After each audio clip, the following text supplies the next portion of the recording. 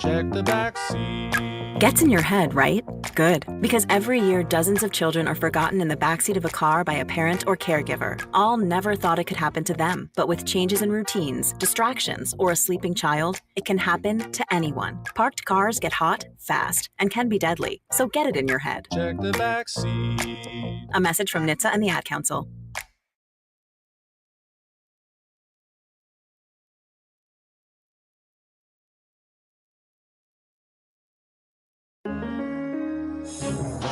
Crossover. Oh, killer crossover. Just crossover. It just crossed him over nastily. Another victim to the crossovers. Cross him up and sit him down.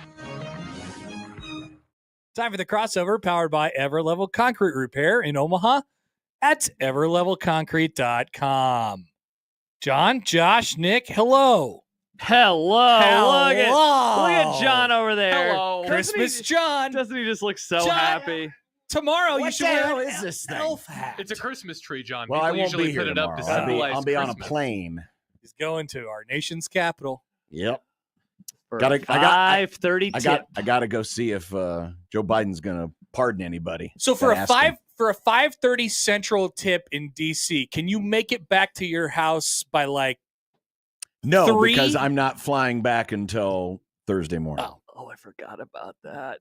Yeah, not flying back until Thursday. Maybe that's what I got confused earlier. Yeah, so John, I get to the station today. I pull up my phone and Nick has a text.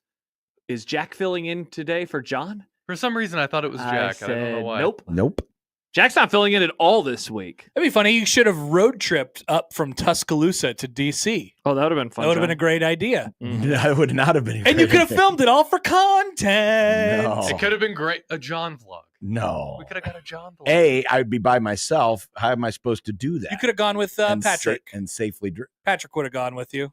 Patrick. I think Patrick wanted to get home too. Patrick was excited Patrick. about going to Tuscaloosa when I talked to him last week. And- Wait, did he yeah. go for? Did Glenn not go? Did he go do volleyball stuff?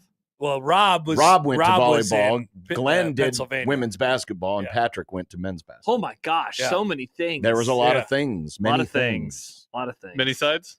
Stay Many, tuned many for the things. 1620 The Jays pod this week for thoughts on all of it. Love it. Maybe. Love it. I can't. Love I guess I can't confirm. I know what I did. Jays pod. I am good to go for the week. In the Feeling- year. In the year. Happy New Year from the Jays pod. I'm sure you said that. I didn't. I should have. I should have said Happy New Year, Lauren Jensen, Nice. friend of the pod. Nice. Yeah, indeed. Nice. Yep, indeed. John, any thoughts on the Christmas tree? Why is it sitting here and it's in our way? I mean, this is more intrusive than the shower. John, you've curtain known was. Gary longer than any of us have. You tell us. Why do you think it's sitting there? Midlife crisis. Nice. I believe the backstory is that he dared young Matt to do it. And then Matt did it. Yes. Wait, Matt brought it in? Yes. Oh, Because so- Gary dared oh. him to. Oh, I thought it was Gary who did it. Oh, He goes, you will never well- do this. Well, And if then it's a you'll never do midlife this. crisis for Matt, then I got bad news for Matt. You're going to die at a young age. Yeah, we seriously. get quarter life crises now. It's fun. Crises. 22. Gen Z. So weird. You Ah, weird. Yeah. No, but that's what I was saying. I told Matt he should have filmed it because then that we could have but put he that was on probably social media. carrying it. Get somebody to film it for him. Why didn't Gary film it? I don't know. Why didn't Gary? I'm looking forward to the first time I get impaled by this thing. John moved in and made noises. Gary probably would have filmed it. Yeah, we do Vertical. need to fly That it day over. through the snow. One horse open sleigh. Careful. The ceiling is about to fall out. Yeah, The- it's right up against the tile.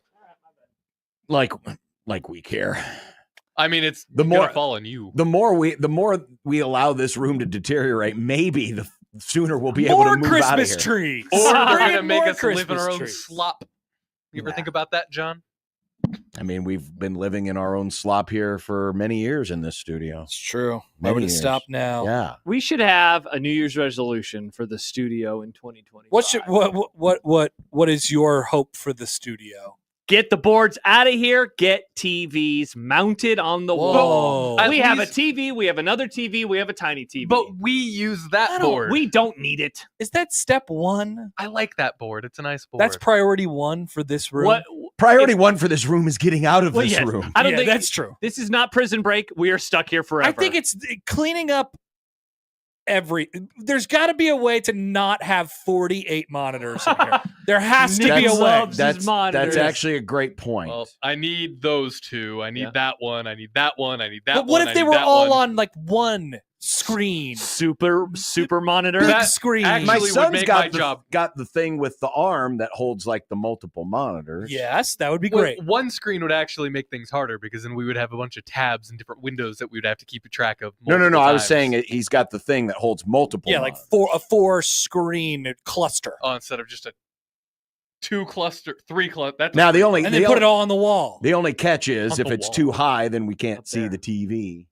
But Or remember, the we could do TV is Josh going TV over wall. there. We can make that the new Computer monitor. wall. Yeah, and then this whole desk is just free space. That'd be nice because you always We have could to eat like food. lean. You're like, hey, Odson, I can't so see you're you. saying- I look you at Josh saying turn through the that- slit of those computers. So you're saying that TV becomes another monitor? Yes. What do you think? That would be weird. So then we would be able to see what Nick's doing. That'd be really Interesting. I Then- can tell you what he does. He puts his phone. He like hides it way down here. weird. I don't hide and it. I put it up here. He texts. That's what he does. Like you guys are his teachers, and he has to. I think he's afraid of it No. ending up on the internet. I don't want my phone screen to be on the screen anywhere, so that's why I go over here. Well, what are you What? texting heard with of your back angles? turned? Yeah. I mean, unless your phone's different than mine and it has screens on both sides, I John, can't see it. If there's one thing that I don't trust, it's random people on the internet. Mm-hmm. I've no, learned I that understand people that, can but figure I things love out. you. The only way Oh, that no, they the can internet see what's saw. on your screen is if your screen is pointing at the camera. See, there's my screensaver featuring the 2012 Super Bowl champion. Okay, so my And dog. still you're defending NFC See, champion of the Happer, Super I can't Bowl, see a LA thing that Rams. you got on that screen. What's on my Instagram right now? Baseball. Yep. And that's all I see. Okay. Just baseball. That's a very nice picture of Bobby Witt Jr. It is you Bobby have. Witt Jr. That's right. Correct. Oh no, Nice. the monitor broke. He John! got married this weekend. Did Happy. he really? Yes. Congratulations to the Wits. Did you see his wedding invitations were baseball cards?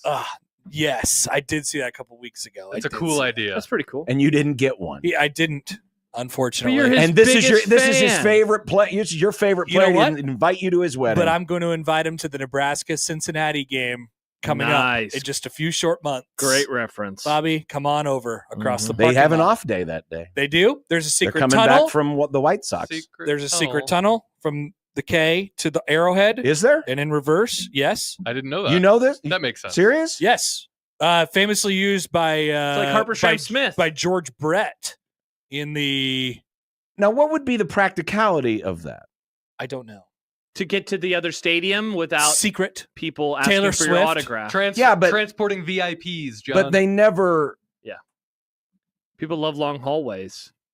Okay. I believe. I mean, who told this story? That's pretty arrogant What of the if- Chiefs 70 or Well- 50 years ago when they built these stadiums. Hey, one day our tight end is going to be a superstar. going to be a superstar because he's hooked up with I Madonna. don't know what her name is, but she's like the female Elvis.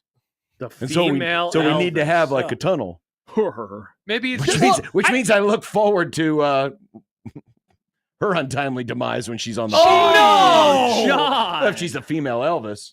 I thought it. I Wow. thought Mitch Holtz told the story. Maybe it was another baseball person or whatever, a baseball person who told the story. But George Brett was at the Chiefs game the night of or the night before Game 7 of the '85 World Series, and him and Whitey Herzog went down and through, and then went and played Game 7 of the World Series, whatever it was. Baseball. I can't. Somebody told me that story relatively recently.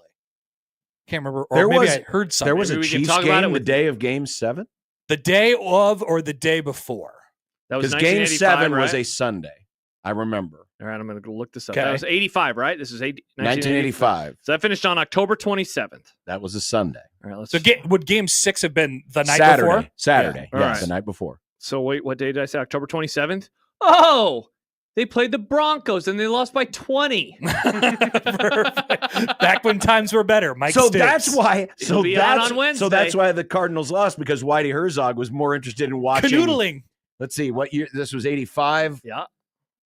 What are you trying to figure out? So he was more interested in watching a Steve Fuller led Kansas City Chiefs team. I guess Todd so. Blackledge was the quarterback. Was he the starter or the backup? Well, he was the first-round draft pick a couple years Bill earlier. Kenny was also a Bill Kenny. quarterback. Blackledge didn't start a whole lot of games, as I recall. I'm just looking at the roster. But no, look for a Bill first-round Kenny. draft Bill Kenny.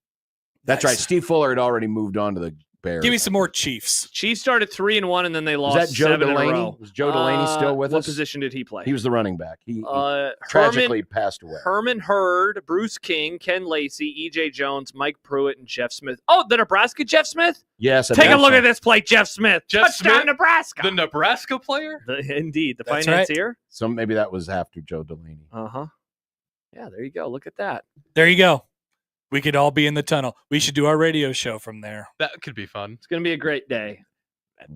It'd be kind of dark in there, wouldn't it? I don't know. Maybe it's I lit. mean, tunnels have lights, right? Maybe there's a party down What's the there. point of having an emergency tunnel if it's not lit? I can't wait to I watch don't the know. Bill Belichick North Carolina era begin on a tiny TV inside the Arrowhead Stadium. That's right. It's going to be great. It's going to be such a great day.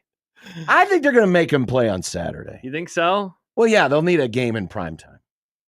No, Texas, Ohio State. Yeah, Texas plays Ohio State. Oh, but that's In week one? That's big noon. That's a Columbus. Yeah. That's big noon. Yeah. Week 1, Texas, Ohio State. There's more. We checked it out this morning. It's actually kind of loaded. So it's actually good that Nebraska's on Thursday. Thank God. Some people don't like this. Really? Bringing our guest at 2:50, Jack Mitchell. Wait, doesn't like that they're playing Arrowhead on in Thursday. Arrowhead Stadium? Uh-huh. He doesn't like either arm of that. I think he is worried about them ruining his entire weekend. Oh my God. It doesn't. Jack, you'll get over it. If they lose, I don't want which to they step do on the all interview's time. toes. Let's save this for later. Okay. All right. I have not looked, Happer, at the schedule for week. Oh my gosh. Yeah, it's kind of loaded. Notre Dame at Miami. Notre Dame, Miami, yeah. That's fun. Man, there's a lot of schlupp. Utah, UCLA. That's weird. That's a game.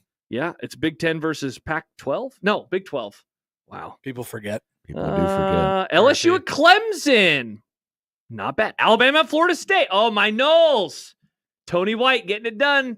It's a step up. He took a step up to go to Florida State. Yeah. Your Knowles? You've been backed into being a Florida State guy. I will be a Florida Yeah. State guy all offseason now, Unreal. to win the argument against John. The takes are more than the How man. is that going to win any If argument? they make the playoff, that is definitively a better job than Nebraska. See, what this is so the Indiana job is a better job than Nebraska. no, come on, John. You Our- know Whoa, that. whoa, whoa, whoa, whoa! Who's in the playoff right now? Better. It's a- Indiana's in yeah, the playoff, right? yeah. So Different- Indiana, by your logic, is a better job than Nebraska. Give it Florida up, State, Josh. Florida State easier to recruit at.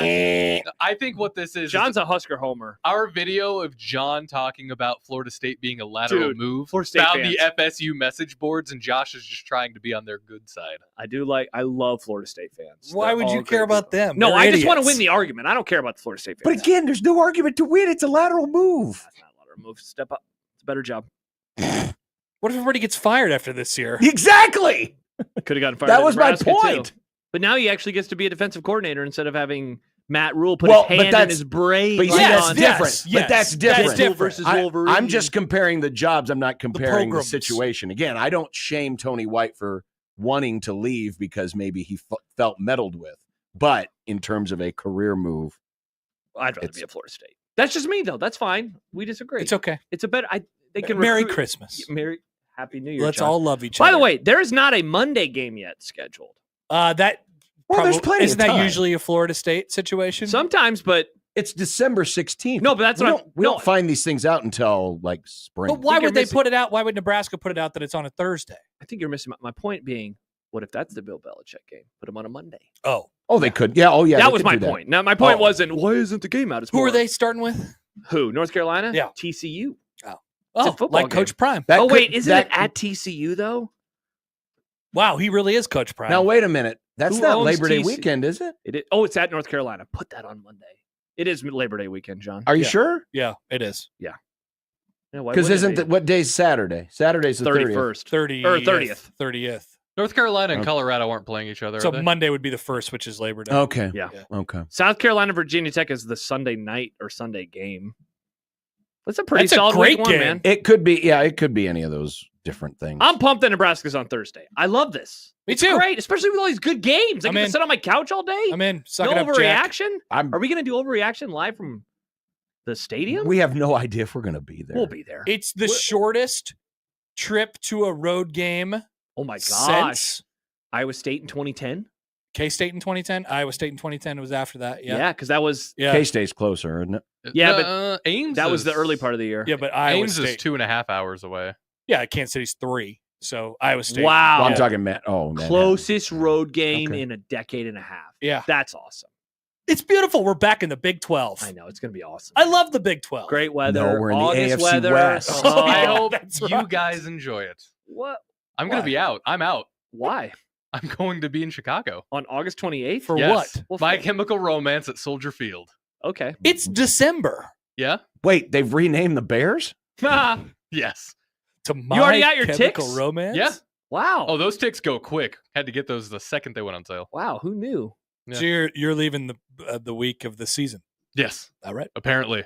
All right. Well, I this think was that just before we I knew think when we're was gonna stuck happen. now. I think we're stuck here. No, You have it'll be- Odson. Odson can produce things. Odson can finally go somewhere. Exactly. Well, It's who's not gonna, who's for him. going to do everything back here? If Joey. both our bosses are gone during the first weekend of the season, Joey will kick ass like he always does. as a boss, No, as a producer. yeah, but we're losing both. If we're taking Oh, Josh with us down there and Both Nick's of us gone, have Who will do the laptops. content is Who what will he's be asking. Who's our director of boss? video? Both of us will have laptops. There you go. Yeah, we'll be just fine. Yeah, I Joey was my producer on site this weekend at a remote. He did a great job. He would do a fine We love job. Joey. Yep, he would press the buttons on the board. Peter Man. Yep, Peter would do a great job. Or some of the others. Jake. Maybe Jake could Jake. produce. Yeah. I'm just wondering about overreaction. John live. just hates going places. I doing didn't say anything stuff. about going places. I'm just worried. Without I'm Nick, pumped. without bosses, we're going to be in trouble. I will be just fine. You'll be fine. And I've learned not to count my chickens before they're hatched. You mean on it if this game's going to happen at all? No. I think the game will happen. Though I thought the same thing about Akron a few years Exactly. ago too. Yeah. Many people thought that. Did they get paid, John? I They don't know. left. I don't know. They could have stayed in the dorms. I'm kind of hoping that Could have stayed. somehow in the Akron dorm. gets like a great 5-star player, and we find out that it was the money that they got from Nebraska that they funneled towards their NIL That would be awesome. that paid for that. Funnel player. through the tunnel. We talk about that for 3 days straight. Nice. It'd be Well, I awesome. can't believe Akron won the MAC because we didn't play a game against Nebraska. Exactly. That's what it would sound like. Mm-mm-mm.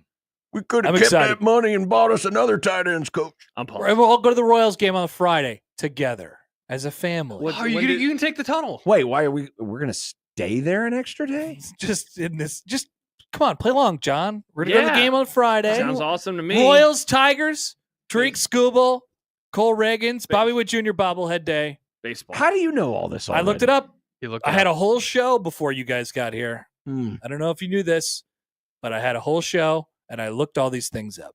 Can I root for the Tigers? You can root, make me sad and root for the Tigers. When I'm in Chicago, we're going to go to a White Sox Yankees game Why? because He wants to see all the stadiums. he wants to I go do. to the I wanna South see all the Side. stadiums. Okay. Also, John, tickets to that game would probably be like $5. Yeah, no, that'll be fine. South Side Nick. That stadium sucks.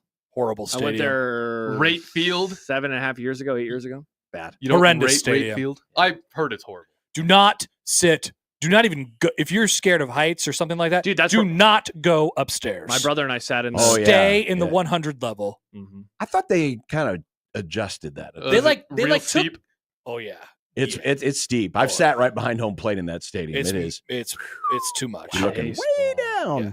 And it was super duper high. Now Yes. it's just super. I don't even like high. the high levels at CHI.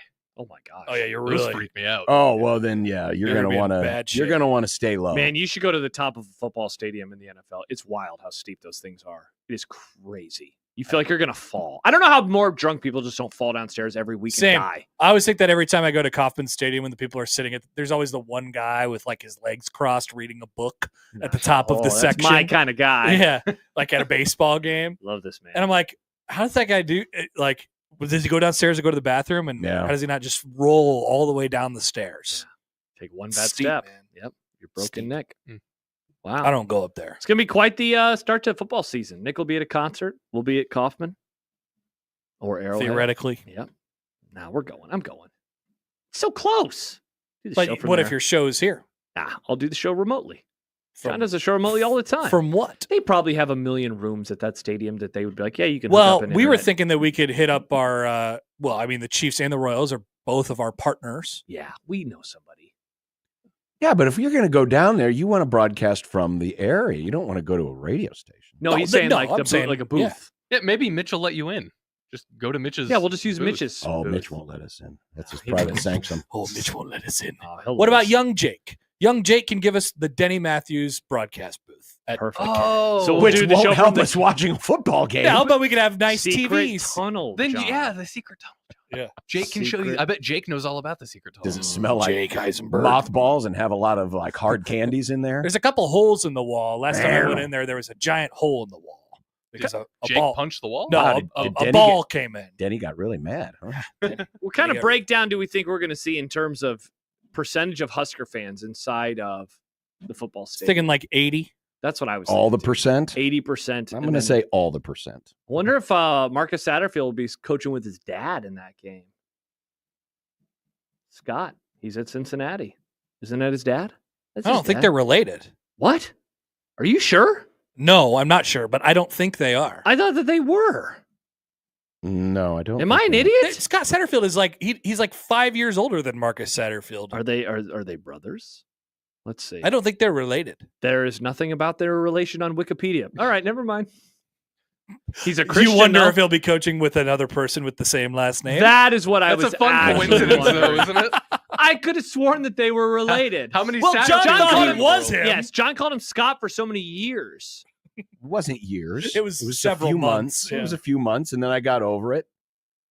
And now I just know him as the $1.4 million tight ends coach. Ouch. Nice. He is that until otherwise. Until otherwise noticed. Mm-hmm. Mm-hmm. Mm-hmm. I wonder if they'll have to put out a press release. Oh, good question. Some school Actually, will. they won't because they never put up press releases. Oh, do they? Not for What? dudes Or is it the- leaving. No, but salaries. I guess they do put out press releases for salaries. People get notified. Yeah. They They notify do the those people. things. Salaries. Your guys' list helped me immensely today. Yes, this is Thank you. why Oh, I we put need it to- up there. You need The to put DB. in Mr. Williams. Yeah, we need to put his name up there. Would you like John. me to write it? Please. Where's the erasers there by your muff? Nice. Just be sure not to erase ass coach. Well, of course not. oh, You got an ass. Okay, what's coach. his name again? Something Williams. It's Addison Williams, right? Addison. nice. Good job, John. Cubs guy. He would know. Cubs guy. That's right. Jordan writes, Clark I'm and almost Addison. certain that Mahomes and the Kelseys will be at the game. The Nebraska will. Well, I know Mahomes. Will Mahomes is, watch well, baby Nebraska Mahomes? Kelsey will be quarterback. there because that's his school. Oh man, That That'd be is great. Kelsey's school, isn't it? Yes, it Yeah, is. Yeah. Uncle Will Travie? Jason Oh be there man, too? that's gonna. Oh man, I'm going to Chief, steal his cell phone. Chief Husker fan's gonna be triggered when Travis Kelsey is there rooting for the Bearcats. But we have Mahomes because we have Dylon. That's true. Yeah, but put him in what a if- in but a what if- Dylon jersey. But what if Mahomes? I mean, let's face it. He has to Young pick Dylon- Lil Cuzzo or Lil Cuzzo. Uncle Which Cuzzo one? and Little Cuzzo. Yeah. Uncle Well, Cuzzo. first of all, we're assuming that he's gonna be able to make the game on his, dysfunctional ankle. That's I mean, true. He might be dead. He might be dead by then. I mean, who would you rather keep happy? The guy that you're throwing the ball to, or a guy that one day could steal your job? Nice. Maybe Travis will be retired by I then. think Mahomes is going to play it neutral, but deep down inside he'll be like, "I'm with you, Travis." Which television network will You're Travis my boy. Kelsey be You sound working like for 8 days after he retires? Amazon. Which TV network? Yes. Amazon. I bet he goes to Amazon. He seems like an Amazon guy.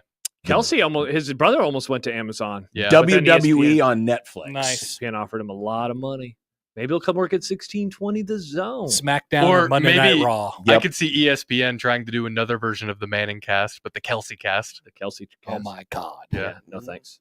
No, I would guess they wouldn't overload it. John, They could do something like that on another network, though. Commenter Jimmy with a question that I don't know if it's sweeping the chat right now or if it's just invading his brain. Can we just hammer this out now? John, are you a Nebraska football fan or not? It's really hard to know, LOL. No, hate Are him. people debating this?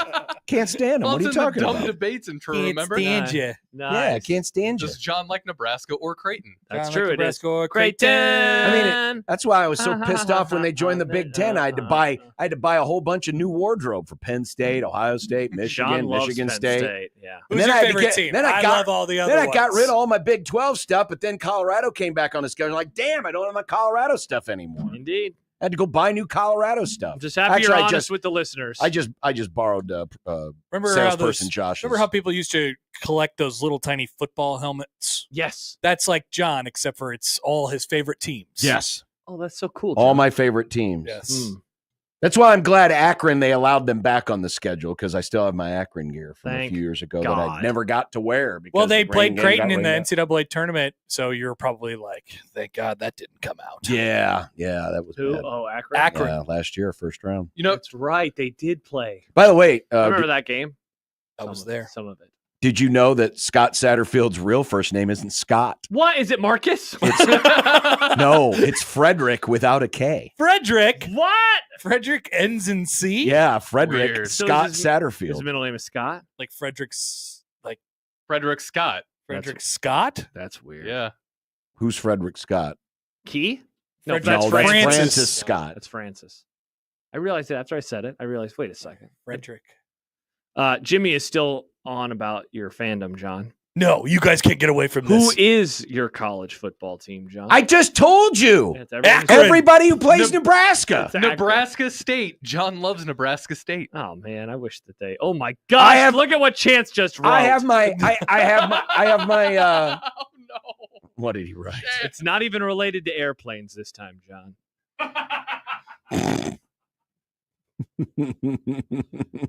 Wow. No, Travis, not Kelsey, in the chat brings up an interesting point. What did Travis say? If Swift is at that game, she will be cheering against Nebraska. Oh my God!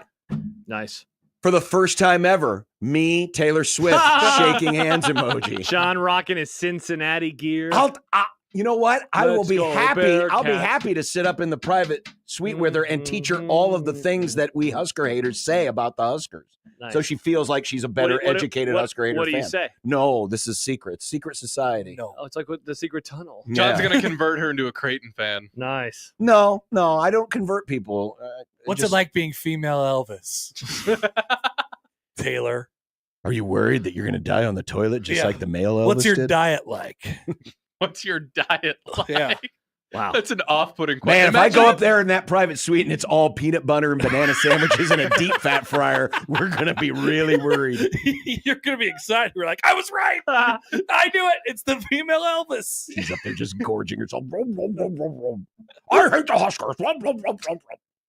What's the Colonel guy's name? That was Colonel Sanders? Tom Parker. Colonel Tom Parker. Mustard?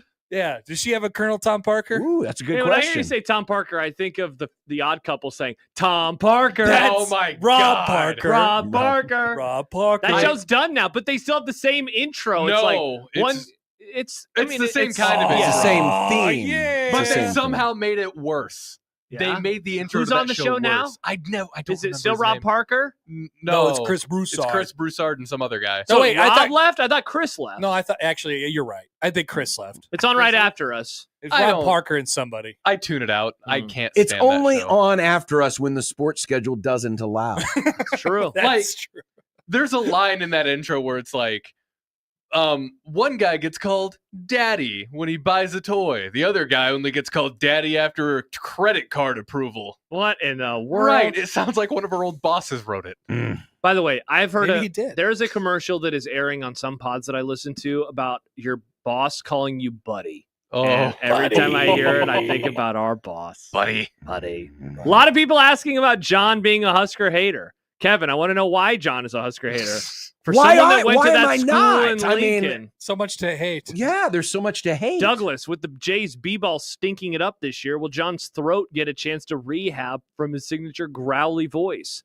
No, John is the Oh. throat goat. He'll be fine. Boy, we He'll got some. be fine. We got some real spicy folks in the old. I don't know chat why they're today. so obsessed with your fandom. I've never understood why people are obsessed with other people's fandom. It's weird. Handshake meme. It is so weird. Interesting that the J-skers have that opinion. That is interesting. Interesting. Well, other people just don't get it. I don't really know Oh. what they don't get. I don't get it either. I've never understood why anyone else cares. Who Man, it anyone could have been roots for. such a fun week if Creighton would have won yesterday. It would have been miserable, but I would have had a fun incredibly time. fun. It would have been Yeah. awesome. Yeah. And obviously, I very much wish that Creighton would have won last night. It would have been a really cool story. Yeah. Genuinely, I was. Like Cody? Yes, like Cody. Stupid. Not that Cody. Mm. Cody Rhodes. It's a wrestling. I got so annoyed because it was called Cody's Story. Because it's what it was. It was a storyline. Storyline. I hate it. I think you guys are talking about You don't the like kid stories? at White Castle. What are you No, going to do this is during not that, boring Cody. bowl season? Read. John, I got books. Well, if you don't like stories, though. I just don't like. I don't call them stories. I call Well, them books. he's got to read that book by Matthew Oh, so it Craig should have been called Cody's book. or whatever. What's that, Got Michigan? John U. Bacon. John U. Bacon. Matthew Crape? Yeah. John changes the name of his first I name, get and then the last name is just always food. Like a breakfast item. Yeah, It's it really started funny. with like sausage. Peter P. Pancake. See, Great author of Michigan football. Peter P. And we Pancake. totally didn't cheat. But as a Husker hater, love Michigan Mm. when they play Nebraska. John, you always have. You've always said that. You always said, go blue. I'm John Bishop and go blue. Go blue. Yes. Exactly. There's Hell yeah, nothing I baby. love more than those wing weirdo helmets. John Bishop. They're great Yep. helmets. Yep, they're not. Have you seen them? What? Good God, Happer. Michigan is the worst. There's some meme that's going around. They are the worst. the worst. Nah, Ohio State's. Until they play Nebraska. Nice. Then they're the best. Oh man, do they play each other? They do play. Yeah, each other next year. Oh, so you'll be go blue. You should do this. You should get a shirt for every opponent and wear it on every Friday. Husker hater. That would be That's so such funny. a good. It's like The John Hater of the Week rant or something. Well, we have Josh's hype speeches. They could just go head to head. Yeah. This is a good idea. it's like what Daniel Tosh used to do on Tosh.0. Every season he'd have a new bit. There Yeah. was one season he wore a different cardigan every week. So this Another one is sports jerseys. man, I didn't like that show. I love Tosh. I didn't say I hated it. I just didn't like it. I really liked it. I think it probably went on several years too long. Yeah. I don't think it went on that long. That's the weird part. Pretty sure, isn't it still on? No, Oh. Is what not? Tosh.0. Oh, it's been off for a while. it's been off for a long time. How many years did Tosh.0 go, Josh? Maybe Until 2020. 5?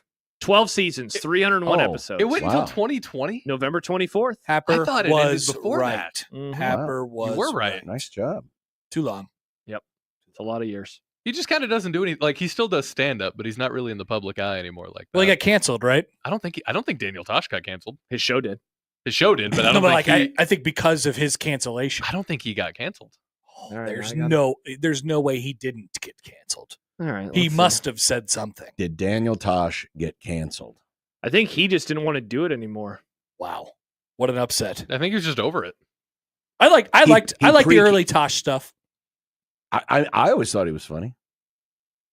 When he would do the stuff where, because, he looked kind of suspiciously like Lane Kiffin, and they would do the Lane Kiffin show. Uh-huh. Those were Mhm. hilarious. It was really I fun. mean, it was very meta because not a lot of people know who Lane Kiffin is from outside of the college athletic sphere, but it was funny. By the way, speaking of TV shows, we've recently had a discussion about Saturday Night Live on this show. Yes. I've seen some clips from over the weekend, and I liked what I saw. Wow, really? Yes. I didn't see it. I was on a plane. It's I don't know. It's piquing my interest. Are you sure it's not just because Chris Rock was on? I'm not sure. The host usually does Yeah. play a big factor, but I've seen some clips. Is SNL back? I'm not ready to say that, People are asking. but I'm going to investigate further. I'll probably watch the 50th anniversary show in February. The 3-hour extravaganza. Remember we talked about it a couple weeks ago? Mhm. We're going It's to do on our Sunday. draft. Oh, that's right. We're going We to are going to do the draft. We're definitely going to do that draft. Mm-hmm. Not forget about that draft. Don't forget about it. We're going to do it. It's on our list. There you go. Get the eggs. It's on the list. Tomatoes. Get the Okay. tomatoes. Well, I'll probably leave now. Wow, this is a great start to the week of our final crossovers of the year until a couple Mondays from now. Wow. Yeah, Mhm. indeed. Wow. What are we going to do? What are you guys going to do next week? I know what you're going to do. Read a book. Baby. Read 8 books. Probably not that many, but 3? I want to try to read 3. That's my goal. It's going to be awesome. Well, those Dr. Seuss books, they go by pretty Nice, fast. John. By the way, have you maybe we should talk about New Year's Eve? There's a game. We can't do the show. There's a game that day. What about for Connor Happer? There's not a game during your time slot, so you have to do a show. But I also have to do the game. Oh, then I don't know. Oh. Text your producer. I don't know the rules of these situations. I thought we were getting that day off. That's kind of what I thought. I don't think I've ever worked on New Year's Eve in this building. Don't think so. I think we did once. I remember. I don't recall ever doing it. I thought we did. I might have taken it off myself then. Probably did. Well, I will I will not be available for the whole show. Shout out Some to of the show. Jimmy Allen, Maybe. John Schreiner. Maybe. Just naming names. The sports Or schedule Josh. allows. He's Josh not, he Peterson not working that day. It will be at the Creighton game too. No, you No, won't. you won't. I have a You media hate pass. Creighton. No, I have a media pass. I just don't want to drive all the way down there. So far away from my home. Take care of my dog. These are Who's excuses. taking care of your dog now? These are horrendous Right excuses. now? Yeah. Well, he's at home. all You know how right. many Mr. people Banks live in does. your area of town and go to Creighton games? Many. Yeah, Including me. Yeah, including Happer. Josh. We do live very close to each other. We shouldn't have had this conversation on the air, Happer. This could have been a great off-the-air conversation. We don't have those. Not anymore. We don't. Hello. Man, Hello. I leave for one day and everything John, falls apart. everything fell apart. Should have seen Happer. Now we got a He damn. turned off his camera. Now we got He the said no. black forest in here. It is warmer over here. It's because so of this hot. It's so hot. Stupid tree. The tree, I think it has heat coming from it. Oh, there's no doubt it does. It's, I mean, it's electrified and stuff. Mm-hmm. The fact is, someone actually took the time to put this up, and spent their Sunday doing it. And nobody knows that we've stolen it. Yeah. I mean, it was in the lobby, so I think people have Oh, noticed. wait a I just minute. don't think they care. Wait a minute, this was in the lobby. Yeah, that's it's- Where did you Miscellaneous think tree. it came It's a- from? it's- Well, I thought someone brought it in. No, Matt Matt brought McMaster. it in from the hallway. Oh, well, then It's we just right take it in back front of out the to the mural. hallway. Yes. Definitely do that. All right, yes. I thought this was somebody's tree, not the But you know what's going to station's tree. happen? Gary is going to bring it back in the morning. Well, that's fine. Then we'll take it back This out. is like what used to happen. Remember when Michael and Damon had the passive-aggressive fight about the calendar, the scantily clad women calendar? Oh, yeah. Damon would turn it backwards every day, and then Michael would flip it back. Classic Michael. It was so funny. Classic Damon. They fought for years with that Amazing. calendar. Good times. Very good times. All right. All right. See you later. Goodbye. The Grum is next on 1620 The Zone.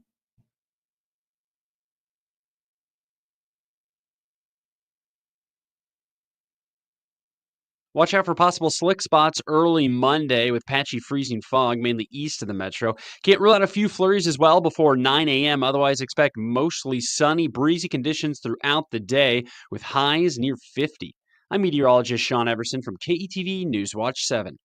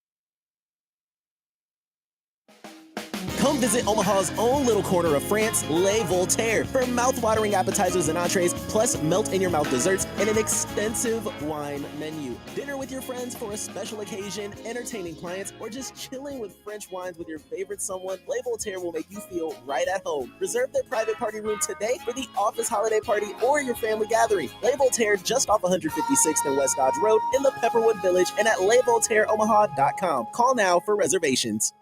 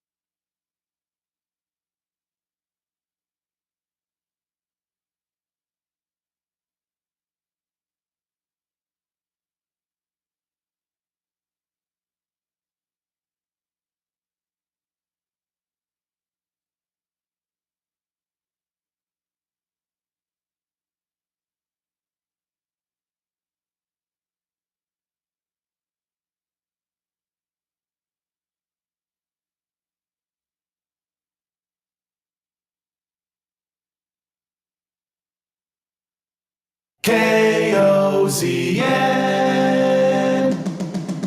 Unsportsmanlike conduct on 1620 The Zone. Husker Athletics, Creighton, and yes, UNO. Don't miss a moment, they'll give you your fix. They're on every day from 2 until 6. Spend your afternoons with John, Josh, and Nick.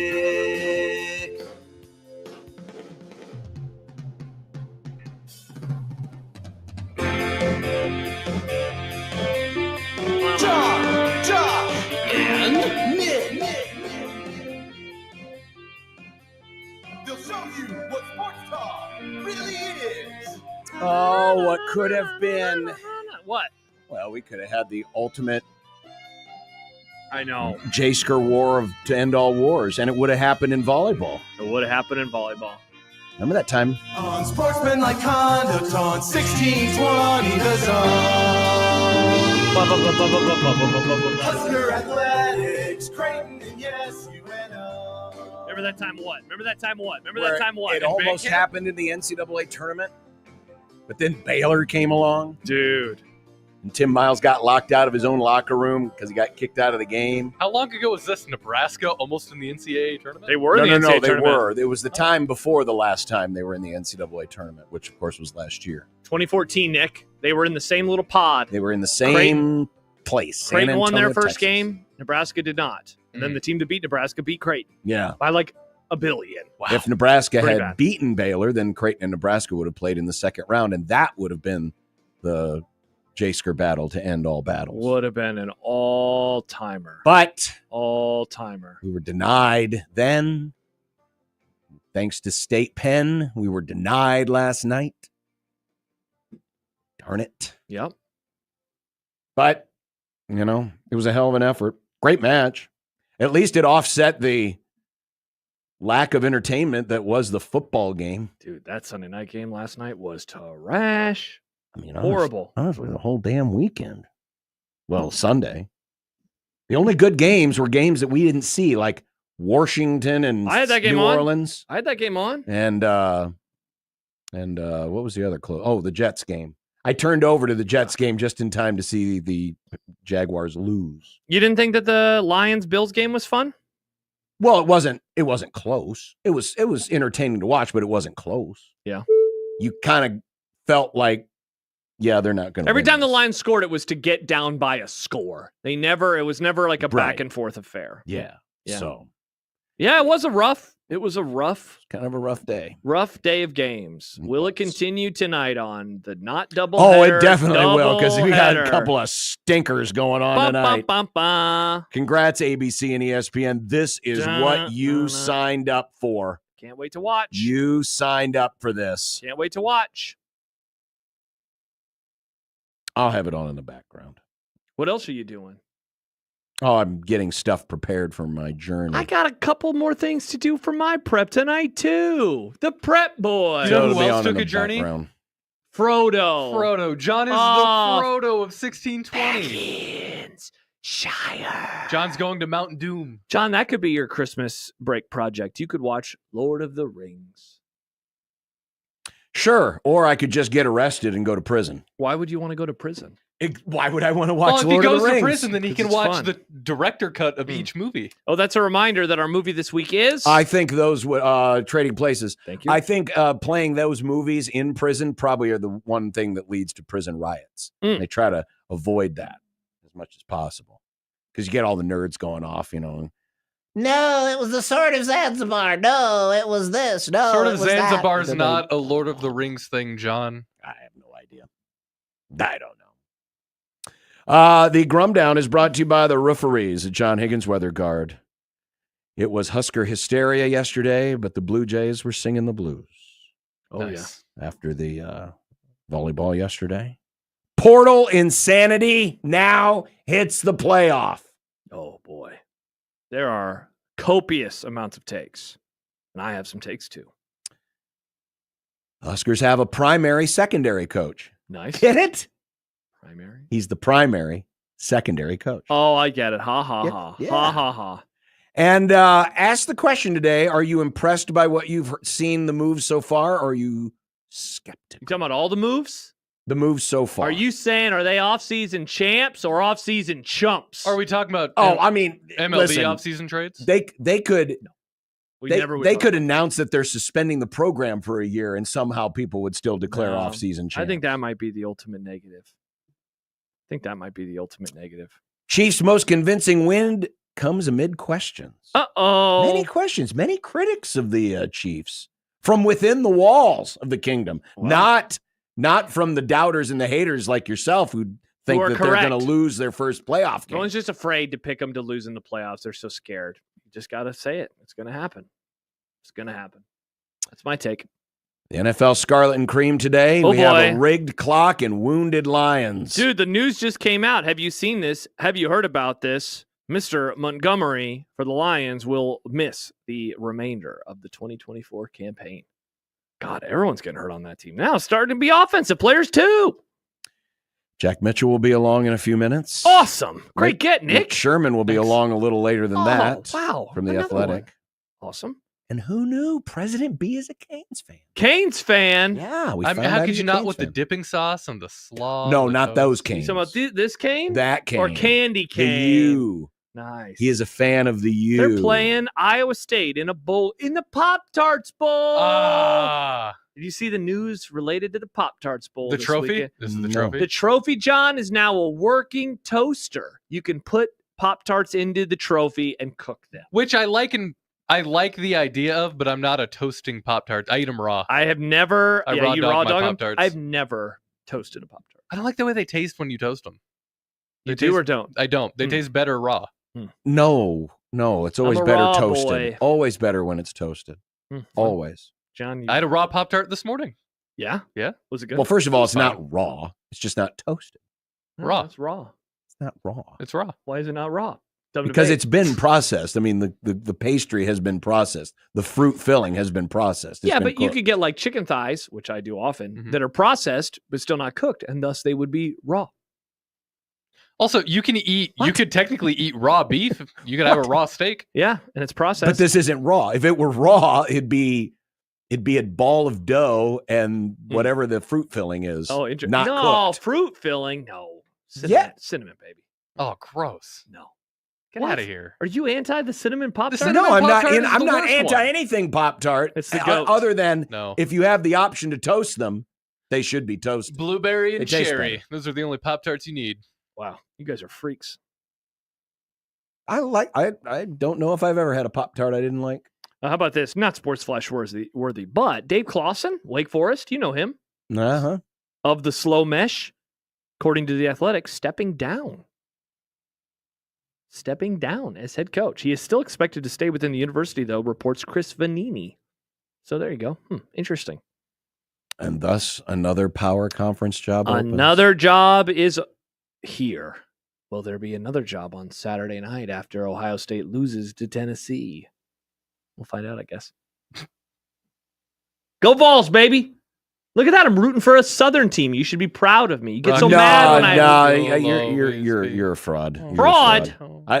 I'm going to take away your Kings of the North podcast listening privileges for that. New episode. I'm going to listen on my way home. Hate listen because he's obviously rooting against the North. No, I love that pod. Josh here for the South. It's a great pod. Speaking of the South, Tuscaloosa is a nice town. Oh, yeah? I enjoyed that. Yeah? I mean, how'd you enjoy that arena? It looked like garbage. Every photo that was taken and sent out of that place looked like crap. I mean, it's not. It's of its era. Well, the seats don't face the floor. They just face random directions. What's its era? No, they don't face random directions. They don't face the floor. Some of them do. Some of them, it reminded me of Fenway Park, where it's just like, hey, you're going to have to turn your body. Honestly, it's like a newer version of Hinkle Fieldhouse. I'm going to guess, Nick, the 70s. Early 70s. No, 68, I can tell you. What's the advantage? Did they put seats at weird angles so it could also, for like concerts? No, it was just, that's how they did stuff back then. Look at Fenway Park. Go look at some of the seats. There are seats, Nick, where you would sit at Fenway and you'd be facing center field for some reason. It's just, old stadiums they didn't care about the fans. It's kind of like Hinkle Fieldhouse, but just a newer version. Yeah, I thought it looked like crap on TV. If you're gonna defend it, probably. No, I'm not necessarily defending it. They certainly would like to replace it, but they're spending all their money on the football and the other Well, stuff. they are replacing it. They are building a new one. Did you just say that? They're building a new one. Well, they're building a new practice facility. I didn't know they were building a new arena. Oh, I thought they were building a new arena. I had many tweets that came I in. know they're building a new practice facility. Alabama is. I don't know if they're building a new arena. But yeah, they will have a new arena. But either way, yeah, the town was cool. Campus is awesome. Good. Happy you had a good time. I'll say this about Alabama. Everything was great except for the game. They see, look at that. That's nice. They Alabama does its history really, really well. Wait, what kind of history? The good history. Okay. The championship winning history. Oh, that history. Not like the South will rise history. No. I'm sure that there's a few Confederate flags here and there. Did not see a one. Did not see a one. No? Not one. Wow. Nope.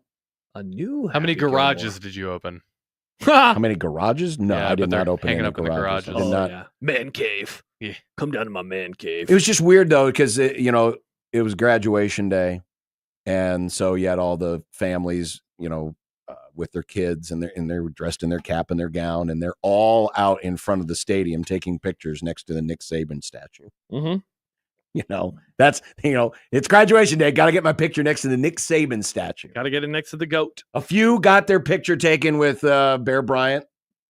Oh. Meanwhile, poor Gene Stallings. I was going to say, what about Gene Stallings? Poor Gene Stallings. Mean Gene? So they have statues there at Alabama. I've never lived in St. Louis. Of all of the national championship recognized winning coaches. And remember, Alabama recognizes every championship given out by some random professor dating back to the 20s. Hell yeah, they do. They got like 15 So titles. there's I think it's 5 different coaches. And they're kind of, where they're aligned, they're kind of in chronological order. And so you got the Bear Bryant statue, and then you got the Gene Stallings statue, and then you got the Nick Saban statue. Yeah. And nobody wanted their picture taken next to Gene.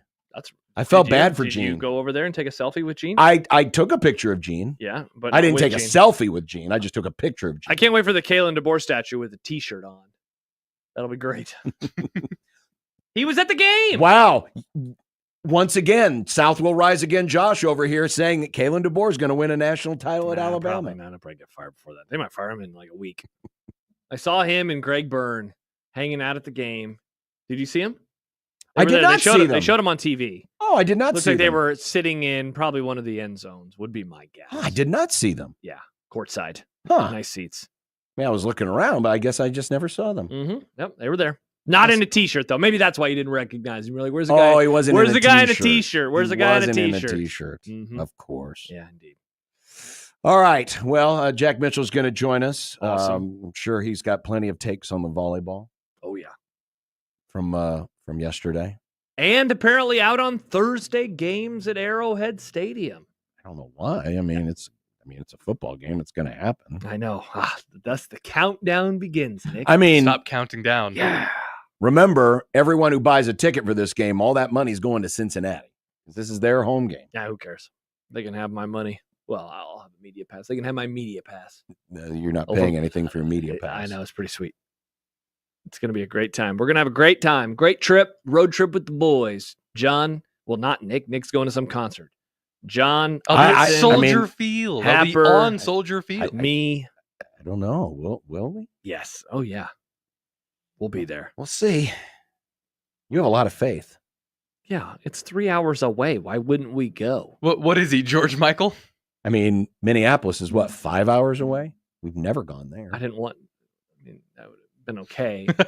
Nobody. What's wrong with Minnesota? I love going to Minnesota. We didn't have like a push to go. Yeah. 5 hours longer than 3 Josh, hours. We did have a push to go to Minnesota. We did have a push to go. Oh, yeah. I've been to Minnesota. We were going to go. We were? Yes. Well, I don't remember this at all. Yes. And then they hired Prime and we decided to go to Colorado instead. But we didn't go there either. But we didn't go there either. We didn't go anywhere. And that's only 8 hours away. Hey, we went to Lincoln twice last season. We did. We're gonna go to Lincoln a lot more times next year. Am I right, John? I have no idea. John Bishop will be there. Yes, that's where I live. Yep. And maybe he'll be on the radio I'll more be there. than ever before. I'll be there, picking up all of my Big Ten memorabilia being dry cleaned. You good? Yeah, ever since the season ended and it was bad, there's just various trolls show up in the comment section. I never know what anyone's talking about anymore. I thought the season was over. I thought everyone was happy because they're winning national championships. The haters again. and the losers, of which there are many, have shown up in the comment section. Huh. Just talking trash. Well, I'm confused by it sometimes. That's what people do. That's what people do. That's what folks Jack do. Jack never. Mitchell. Jack does this all the time. He has never talked trash. No. At all. Never. I'm surprised Jack isn't in the chat right now. That's one of his favorite things to do. He started arguing with people. Well, he knows how unpopular his opinion is that he doesn't like that they're playing on a Thursday night in Kansas City. What a wild take. I'm going to put the bigger overreaction graphic up afterwards to remind people about next August. Oh, of course. Yeah, it's going to be great. Once again, Josh canceling summer before it's even started. Oh, man, I do love summer, though. I don't think you do. I do. It's a great time. You hate it. You're already counting down to beyond it. Nah. On 1620 The Zone.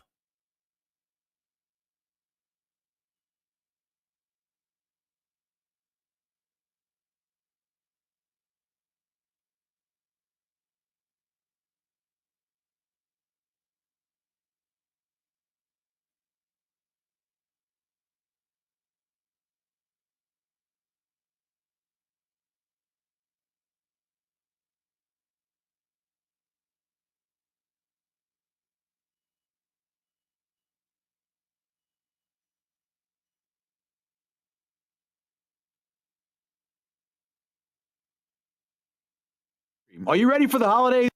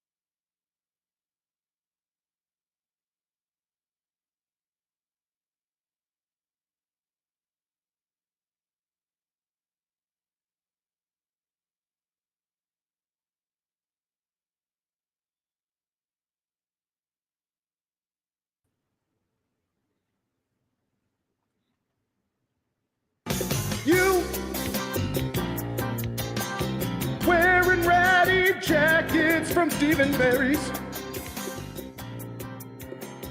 Praying one day Big Red will win the NIT. Ham is the water of meats. Ham the water of meats. Josh, you're going to enjoy this. Oh. Being a man of the South. No, I am rooting not. for Tennessee. Just against Ohio State.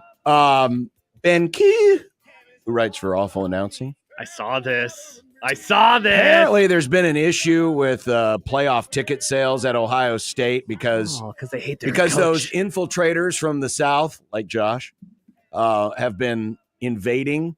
Per SeatGeek, 42% of tickets resold on the platform have gone to Tennessee residents or people like Josh.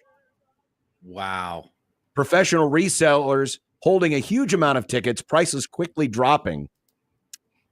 Get-in price now under $200. And yes, as I look on the StubHub site, the cheapest get-in price right now is $142. I believe they'll take Confederate money too, Josh. Will they? Yes. Hi, Jack. Might be enough. Fans love turning on coaches. They love it. Yep. Ohio State especially. Jack, what do you think of this comment from... Yes, they famously fired so many in recent years. What do you think of this comment, Jack, from Behringer fan? Jack Mitchell, the human dingleberry. That seems mean. What did you do I don't to know. earn that I don't respect? know what that would wow. Man, I've got a family. Wow. Yeah. Wow. Yeah. He has a wife and children. Oh my You know God. what? And a dog. That should have been your stage name, Jack What in the Dingleberry. Behringer fan? Why would you do? Wow. Yeah, Makes Brooke me wouldn't think. appreciate that kind No, of comment. Brooke would never No, call him and- Dingleberry. No. Unless their name was Dingleberry. Kind of affected my afternoon. Wow. Thanks a lot. Wow, Jack was Oh, on such a wow. high, too. Everything went so well for him this People weekend. online are mean. Dingleberry. People Yes. online are Mean. so, what, Very I mean. hope you go home at night and you feel terrible about that, Behringer fan. I hope you think about it tonight. I hope you can't sleep and you're like, maybe I shouldn't have said that. Maybe it's time to reevaluate some things. Should I really be going on YouTube and commenting and just saying mean things? I hope you ask some questions. I hope you get help. I do. There you go. I hope so. And I too. would invite that to all the mean-spirited people Yeah. online. Oh. Yeah. Everyone out there who's mean online, go back and reevaluate your Why priorities. don't you? It's almost Christmas for the love. I mean, geez. Yeah, 9 days away. 9 Merry days away. Christmas, says John Bishop. Maybe Maybe I'm just Behringer joking. fan will have a little visit from a certain ghost tonight about the way he's treating people. Dahmer? Think about that. Is Dahmer's ghost out and about? I didn't know that. I wouldn't want Dahmer's ghost to come into my bedroom at night.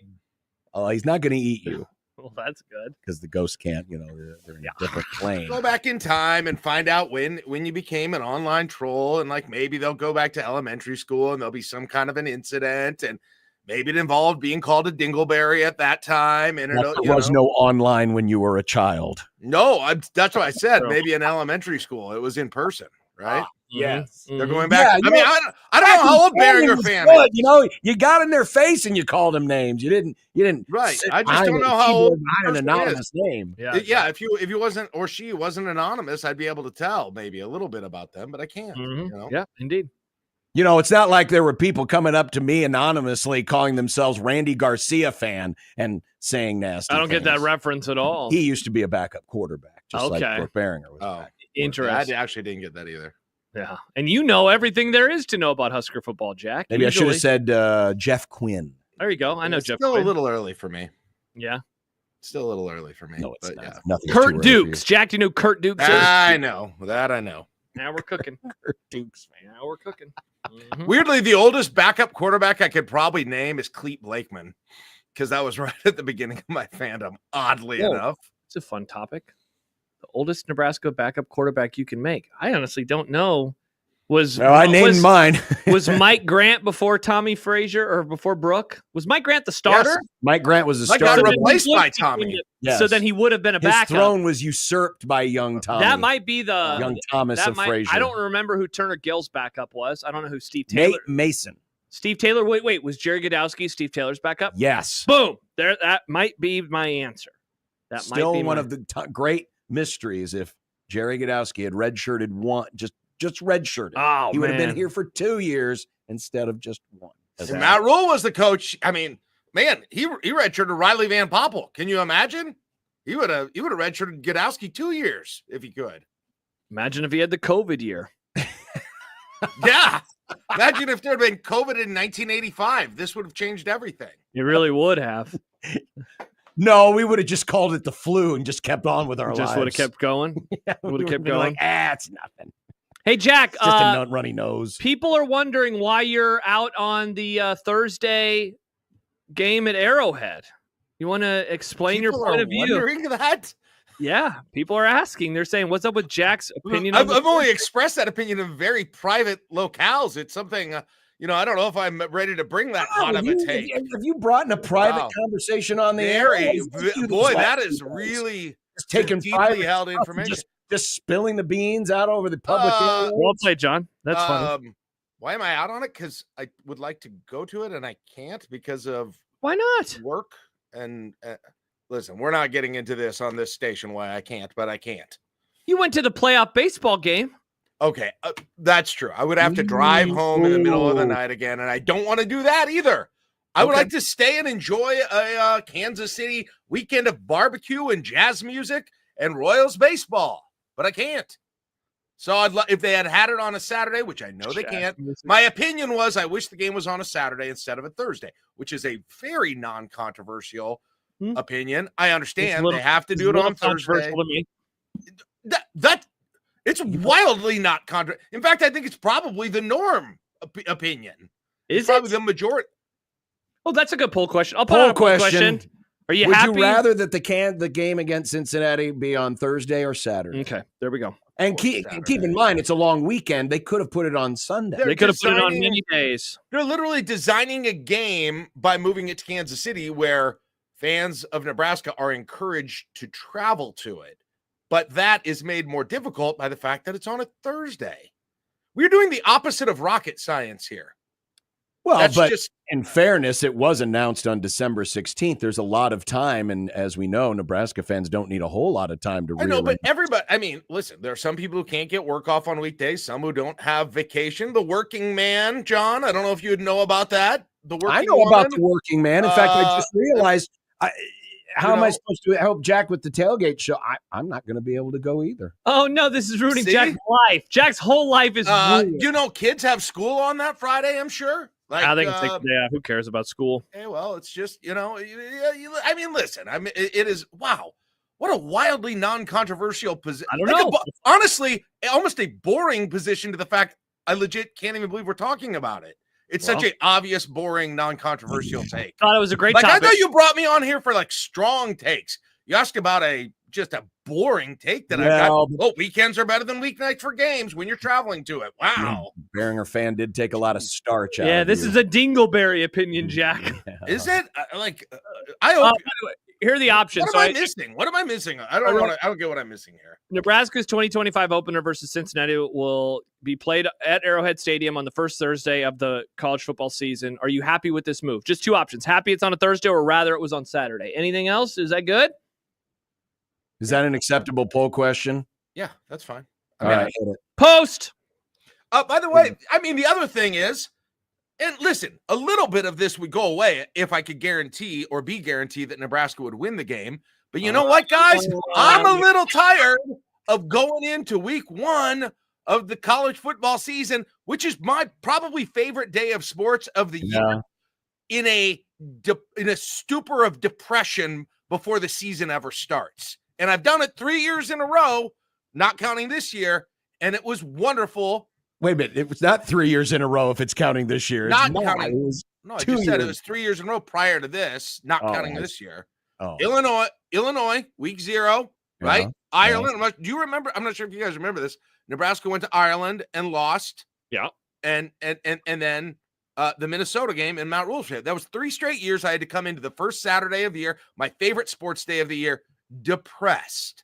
Well, what if they win this time, Jack? What if they finally win? That's why I said if I could guarantee they win, I would have a little bit of a different opinion about it as well. But this is a tough.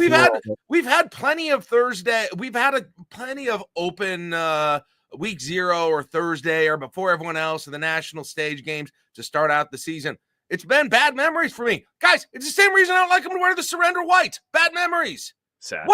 Man, I am just not that they just look stupid, but they have bad memories. Okay. I am just dealing out good reasons for my non-controversial take. By the way, I don't know if this is sports flash worthy, but Addison Williams has just announced he's not coming to Nebraska after he heard Jack was afraid they were going to lose the opening game. Oh, Jack, you scared away the coaches. Typical media. Wait, who's Addison Williams? He's the new defensive backs coach. The new secondary coach. Oh! He's in the game already. Oh, that guy's terrible. That guy's terrible. I know. Oh, man. Reject. Man, I'm telling you what. Ross didn't even want him. Ask Jack about his backup left tackle, and he'll give you a strong opinion. But if a coaching hire gets discussed, he's mad about it. Man, the first time someone breaks coverage, I'm going to be like, how about that William Addison? Like, how about that guy?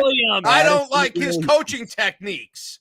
I don't like, is he properly stretching them before the games, right? Well, I would hope that would be the strength and conditioning staff. Is he running them through the correct drills? Is he doing the drill for where they put their arms around the goalpost and they catch a ball so they don't use their body? I'd like to see more of that drill. I did it when I was in high school. What are they doing enough of that?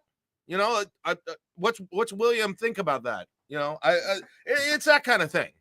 So obviously he's on the hot seat to start for me. Now that I've learned who he is. Sad. By the way, 50% of the vote. No, here we go. 51% of the vote agrees with Jack. 49% happy it's on a Thursday. Not as close as it should be. That thing needs to spread out. Yeah, common fan loves it being on a Thursday, Jack. Huh, interesting. Well, no, you just said the 51% were with Jack. Common fan half wants it to be on a Thursday. Well, and by the way, like, I don't even necessarily have a problem with the occasional Thursday or Friday night game. This is occasional. But could we not do them on week one for a little? I just need like 5 years of starting on opening Saturday. That's all I ask. And then we can maybe look at that again. I'm pumped. I can't wait. This is sweet. It's going to be awesome when we're sitting right here in this Did studio. you say that? Were you like this about the Minnesota game? When I said it was going to be on a Thursday? You did? Hell yeah. I love openers on non-Saturdays. Josh likes everything that's different. It was fine. Like, did anyone react with glee when they heard that? I did. You did? Yeah, I love having that whole Saturday where I can just watch games. Okay. Wow, interesting. Star Wars Fiend, Jack sounding more and more like our snowflake fans in Nebraska. Jack, you're a snowflake fan. Wow. That's tough harsh. look. I don't even know what that's referring to. I don't even Your know. opinions. Once you've lost Star Wars Fiend, you've lost the entire galaxy. Snowflake? Yep. Because I had a strong opinion on an obvious I thought it was not a strong opinion. Interesting. Earlier, it was just a milquetoast opinion. Now it's strong.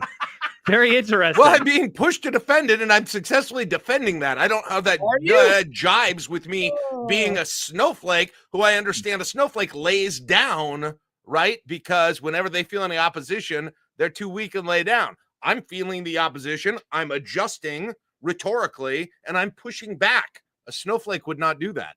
Interesting. And I'm doing a little mocking on the way, you know? And so I think, I'm mocking you a little. Me? For being excited to watch a football team on a Thursday night? Yeah, a little, yeah. Wow, I'm the idiot. I mean, forget about the Thursday part. I mean, the fact that it's in Kansas City. That's awesome. This is a huge break for Nebraska. They're going to be able to, I mean, think of all that money we donated to Akron a few years ago. Now we're going to be donating it to Cincinnati because all the ticket sales are going to them. Be filled up with red. Nebraska red, not Cincinnati red. Yeah, it'll be fun for the people who can go. No doubt about it. No doubt about it. Who can make a weekend of it? Who can make a fun, nice weekend of it? Because they're, they're able to do those things. It's nice for them. Now, to be fair, like John and I still will work the next day. We're not just going to take the whole weekend off. Well, yeah. I mean, yeah, we're still working. We're the working man. Yeah, absolutely. Yeah. Wait, you've already decided you're going? What's happening here? Josh has decided we're going. Why wouldn't we go? It's 3 hours away. Why wouldn't we do the show from Kansas City? Because you rarely do that with drivable road games. No. There are no such thing as drivable road games. What is a drivable road game anymore, Jack? Minneapolis. That's not, I mean, Iowa City. Drivable. Minneapolis, Iowa City. Iowa City, it's Black Friday. We're not doing the show on Black Friday. Also, I'm not going to go there. I'm always out of town. It's Thanksgiving. I'm spending time with my family. Nebraska played in... Football is family, Josh. I thought you told me football is family. Nebraska played Colorado last year. That's barely drivable. Jack, I don't know if you know this. That's 3 true. hours. There are many people that went to that game that are just now getting back home. Yeah, they covered wagons a long time. Jack, I don't know if you know 3 hours closer than 8 hours. No, I was naming cities in a range. Interesting. Here we go. We've gone 15 minutes here. What? The elephant in the room. The big elephant with the cowboy hat and the John Cook accent in the room happened. And we're just talking about this. Jack's got to be as happy as a clam right now. Nebraska's defended their honor. They've gone to the Final Four. They've beaten Wisconsin for the 15th time in a row. They got me a predictions point because I picked them to only lose one set all weekend, and they did. Yeah. I mean, this is... Yeah, I don't know why you weighed in on like a deep cut take I had that I was not that passionate about, and now I'm starting to get that way just because I want to win the argument. But like coming in, it was not something I held too closely. I'll be curious to see, because I'm the TV ratings guy here, not Josh. Yeah, how this did, because the ABC wanted Nebraska in this spot, and they got a good rivalry game, and it was quite loud in there. Great atmosphere for a national TV broadcast, and especially on a day where the NFL games in that time slot were kind of stinky. Yeah, I think great showcase yesterday, and of course Nebraska won like they always do. And I'm sure ESPN is happy with how no offense to Creighton, and I wasn't even cheering against Creighton, but they're probably happy that Penn State won too. Listen, from a TV perspective, and we're not talking about the same numbers, but from a TV perspective, you know how the World Series is going to be there and like, oh, the networks want the Yankees and the Dodgers. That's what they're cheering for. Well, in volleyball, I think they just want Nebraska, probably.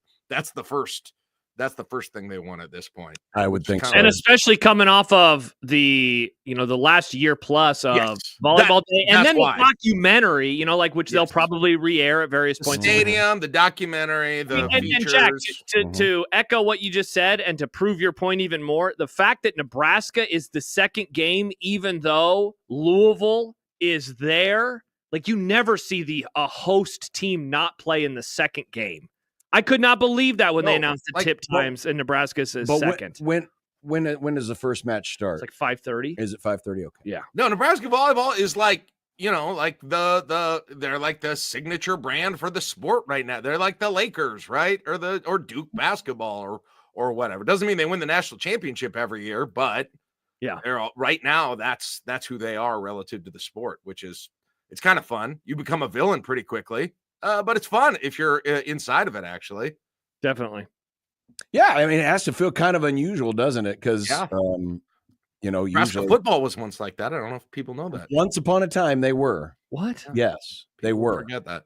But now, you're in a sport that is growing in popularity and getting more attention on national TV, and Nebraska being the early poster child for this is a rather fun and unique experience. Now it can also bring, and I'll be curious to see how the story plays out this week, because I'm sure that the video will be shared and it'll be replayed about what you're going to say. Said at the end of last year when she basically, did the LeBron James not one, not two, not nice. And if there will be any villain casting. Because networks love their stories, like Cody's story. They like good stories, and I wonder how much of that will be sprinkled in through the telecast this week, and if it will be a storyline. Because let's face it, Nebraska. Listen, they put a target on their own back, because they were disappointed in the loss, and they were confident that they were going to come back and be in this exact same spot the next year, and they've defended it. Quite well, looking very dominant in the process. Let's be honest. If they're trying to get, TV ratings and interest, they'd be stupid not to play it up. To lean way into that. It's a fascinating story and angle on this whole thing. It is. You got a player who guaranteed 3 national championships, and we're going to see if she can get one. And there's most of the country cheering against it, right?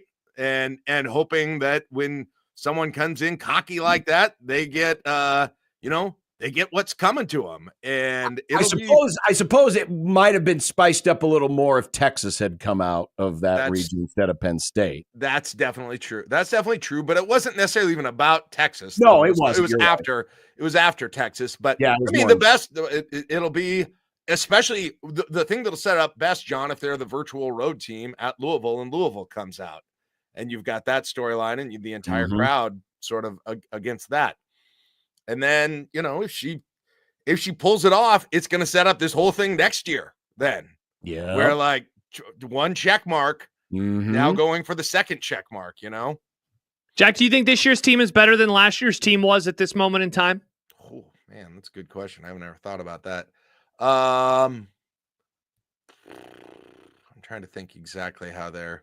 Because what did they have at this point last year? One loss? Yep. Because they didn't really, the team is predominantly, there were some transfers out, but not really people who played. Allie Batenhorst isn't on it anymore too, but I don't know. I think like Andy Jackson is come along so much. Murray's improved a lot. Because it's mainly just a more experienced team of basically the same players. So, I think I think they've looked better this year. So, yeah, I would say I feel like they're better. Yeah. The current day ones. You mentioned that you weren't necessarily rooting against them. I'm curious, deep down inside, were you hoping it was either Penn State or Creighton? So I was hoping, I kind of went, at first I was hoping it was Penn State. And my reasoning was just, I thought Nebraska, I didn't know enough about if Penn State or Creighton was better. And as we saw last night, they were very close to being even, or who was a better matchup for sure. But I just thought Nebraska might be in a better mental place against Penn State, where they were the ones trying to do the vengeance.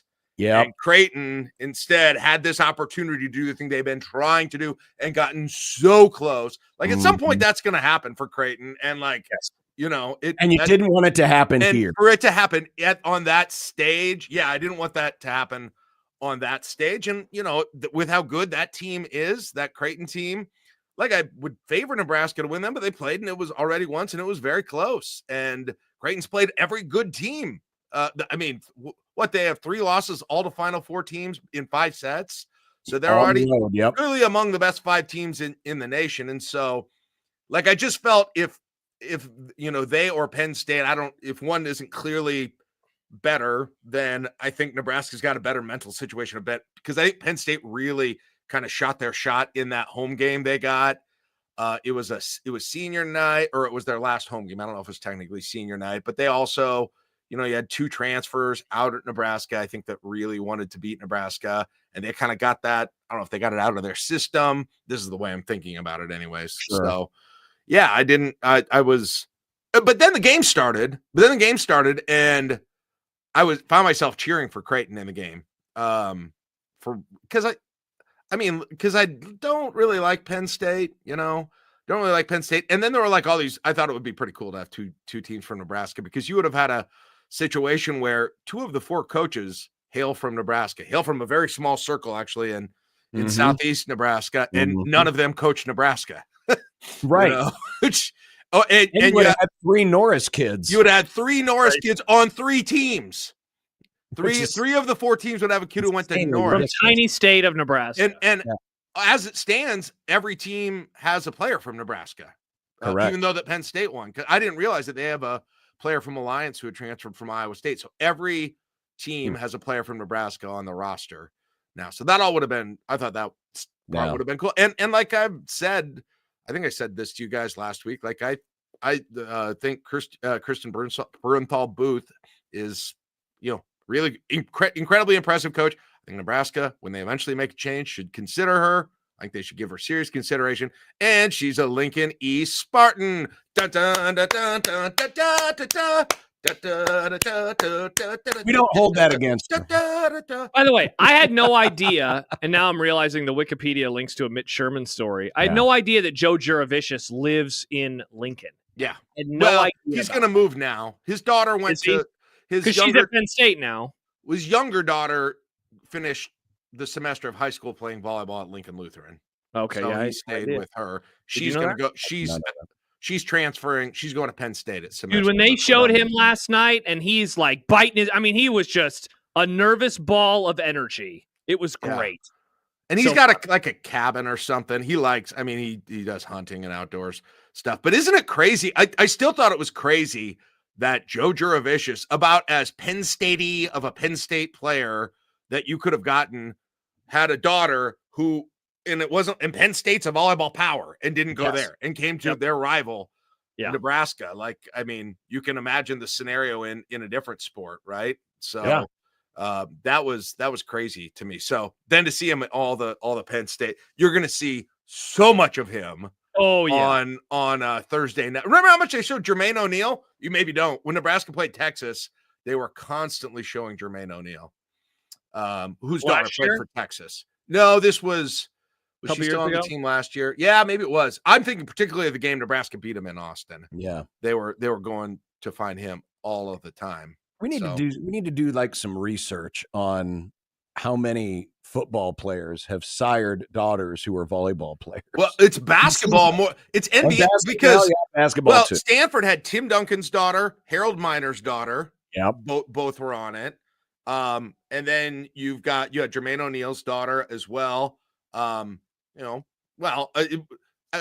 Stiveren's daughter was Lauren Stiverens, right? Had some time in the NBA too. So, the NBA. I think Kevin Garnett's got a daughter who's like one of the hot recruits, like a really recruit. Yeah, interesting. Yeah, obviously having jumping genes helps. Yes, it does. One would think between those two sports, jumping genes and the ability to 6'1", 6'2", Yeah, those are good traits. Oh yeah, very good traits to have.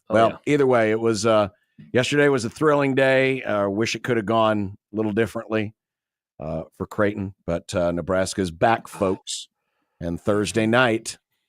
Now, here's the thing that sucks about the late night: is you got to wait for the first match to get done. So it'll be another late night for the Blue Hairs. Yeah. But again, 5:30 start. So hey, did you see the Blue Hairs on the end didn't stand? So that was good. They still sat. Only like the wide areas of Devaney Center stood during no sit Sunday. Well, if I had those chairs, I wouldn't want to stand up either. They look very comfortable. Yeah, we love comfy chairs. You really got to be, if you're a behind the serve season ticket holder for volleyball, you've really got to be at peace with being on TV a lot. I would not want to be on TV with my behavior during a game, any kind of a game, that often, right? And even stupid stuff like you get all the people going, who's wearing the Thunder Collins jersey? Right. I'm sure I'd be on my phone at a time I shouldn't be and be like, get off your phone. I'd order popcorn and I'd take an abnormally large bite right as the camera goes on. This. Like there would be so many clips. We need to get one of the people in one of those courtside seats to allow Jack to sit there for one great idea match. There's I don't think there's all the screenshots we can possibly get of what he's doing behind the server. I don't think there is any sport fan in any sport that gets as much TV time, detailed close-up TV time as baseline volleyball fan in college volleyball games. I know because, it's tough. I suppose if you're opposite the hard cam at a wrestling or a boxing event, you're the guy who's dressed up like the Macho Man, you get seen a lot because, you're on the opposite of the hard. That's true. You're right. As far as close-ups, because they're always closing in on the server, and there's, Grandma from Broken Bow just sitting there knitting her. I know. I was watching the game and Wisconsin had a key serve and they were all I was like, yell at her. Be somewhat. You don't need to use profanity, but at least be a little annoying to the server 3 feet in front of you. They're old. Come on. I'll yell. Good. We know you will when I do this. Sure. We know you will. Nice. All right. Well, sorry again about the Thursday night thing. There's plenty of time. They might change it between now and then. By the way, before you go, Jack, 53.4% are on Jack's side. Oh, that's a bigger margin of victory than any presidential election in the last 20 years. So, Jack, you got that going for you, I guess. Yes, I'm actually surprised. I thought it would go. Me too. I thought it would be Thursday. I don't get it.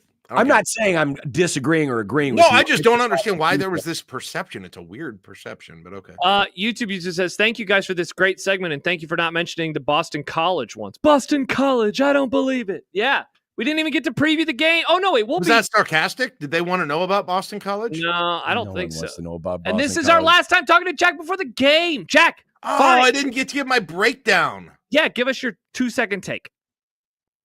Nebraska probably will win. Okay, there you go. You heard it here first. Nebraska probably will I think win. they're going to win. Boston College, I don't believe it. I'm going to need a roster for both teams. 'Cause I don't Balin's know at the who's bottom. playing. You know what? Oh, real quick. I know you got to go. This is the game to break the groin kick curse because it ends I don't on think Saturday the 28th. I don't think I think this is the game.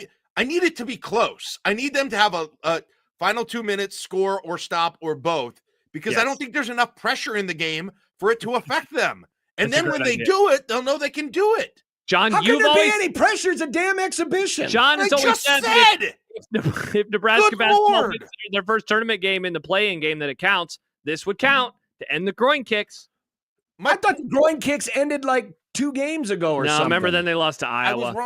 was wrong about that. Well, then the groin era kick is will come still back. going. See, if there's going to be any cosmic place where a groin kick is going to end, it's going to be in Arrowhead Stadium, where famously the team that plays there on the regular beats teams in heartbreaking fashion all the time. So it has to end next August on that great Thursday night opener. Yeah, I figured that would be the cosmic, We'll find out, I guess. Fun, We'll find out. fun final fact on my way out: the last time Nebraska played at Arrowhead Stadium was the night after I went on my first date with my wife at the Sioux City Applebee's.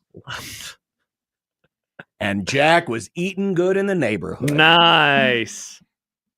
Bye, Jack. There he is. That's Jack Mitchell.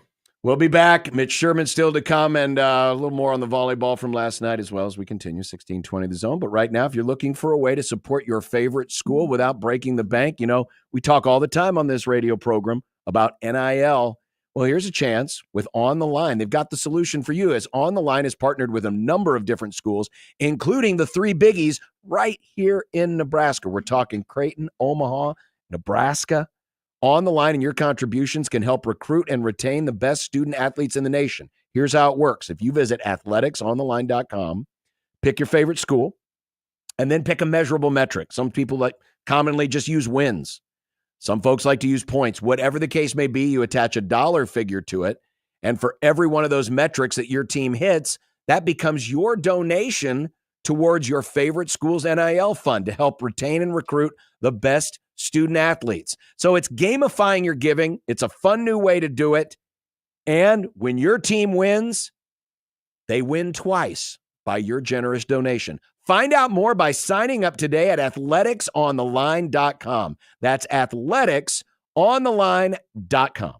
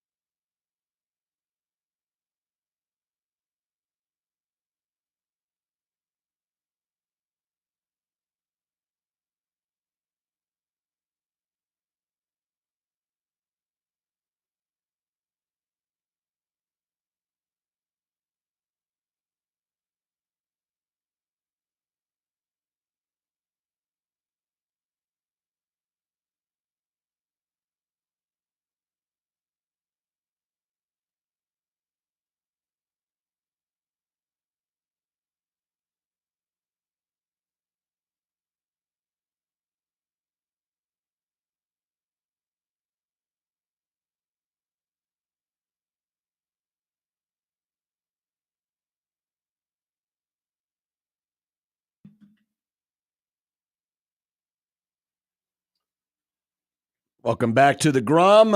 Mitch Sherman will be joining us here in a little while. We'll get into a little bit more of Nebraska football. But, of course, yesterday, Nebraska defeating Wisconsin in 3, getting to the Final Four. Ending Wisconsin's run. They've had a hellacious run of getting to Final Fours. But not last night or not yesterday afternoon. You got that audio I sent you earlier there, Nicholas? Yes, I do. You do. Here was a little John Cook. Okay. After the match yesterday. Of course, those of you may not remember, but John Cook was the Wisconsin head coach way back in the day before he came to Nebraska and took over for Terry Pettit. Here was Cook on the match yesterday. They're a phenomenal team. They've got great efforts, great players. They are very well coached.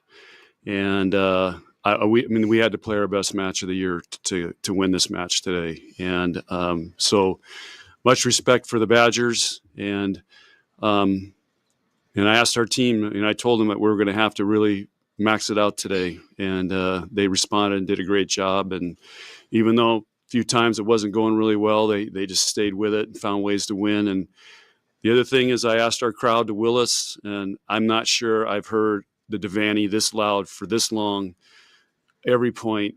And so thanks to our crowd, they were unbelievable today. It's interesting. Every comment that I have heard from those who were there essentially said that, like, I've never heard this place like this. Every single person who commented on the game on Sunday said that they had never heard it that loud, which, I mean, they've had some huge matches there, Against Wisconsin. And so that's others. That's really interesting, that yesterday, for whatever reason, ended up being the loudest. Yeah, I'm curious as to, sure. If it's a big game, it doesn't matter, when it happens. I've always said that because a lot of people like to lament the fact that, Nebraska fans, they're not loud enough. No, I think people here in this state, they get up for the games when it matters, right? It's not like it's there for every single game, but when it matters, they're as good as any fans in the country when it comes to generating noise and what would be I say hostile. I don't mean to make it sound like it's, like the black hole in Oakland or something, or the dog pound where they're throwing biscuits at you, but you know what I mean? It's just not a friendly atmosphere. And intimidating maybe is the best word for the opposition. And the reasoning behind that, and I wonder how much of it, not only that it was a big match, but just the idea that for one of the rare times, Nebraska put a target on its own back. From the end of last year through the offseason to this year, where they pretty much put the rest of the country on notice. We're here and we're not going anywhere, and we plan to win. We plan to win this championship. The kind of stuff that Nebraska normally doesn't do, where they're the ones talking it up. And I'm not saying Nebraska's been cocky or arrogant, but to say the things that were said last year after they lost the match to Texas, to say the things that Harper Murray said, were kind of not things that we're used to around here. And so for the whole season, it's put this target on their back. And I wonder how much of that is the fans saying, okay, well, they're willing to stick their necks out like this. We need to go in just a little harder because we don't want this being thrown in our face. Because you can imagine if this would have been someone, let's say the roles were reversed last year. Nebraska beat Texas and someone from Texas said something like that. I guarantee you people around here be like, oh, no, you're not. Oh, no, you're not. Oh, you don't say that. That's not what you're supposed to do. And so there might have been just that little extra juice from the idea that, hey, they stuck their necks out. And so we gotta, be there for them. And it helps too that it's against Wisconsin. And it did. Yes, absolutely. A rival like Wisconsin, it certainly helps. And isn't it crazy that Wisconsin, for however many matches in a row, was it 10 that they hadn't lost? And so you go into the one last season when Nebraska is still undefeated. And in that moment in time, that Nebraska had not beaten them in years. And that one goes to 5. And and then they get the win, they get the challenge at the very end, and they get the dub. And since then now, they've had a lot of success against Wisconsin, including this year, not dropping a single set to them the entire season. And again, that's, I mean, obviously one of the best programs in the entire country. And so to do that 3 times over this season on top of what they did last year.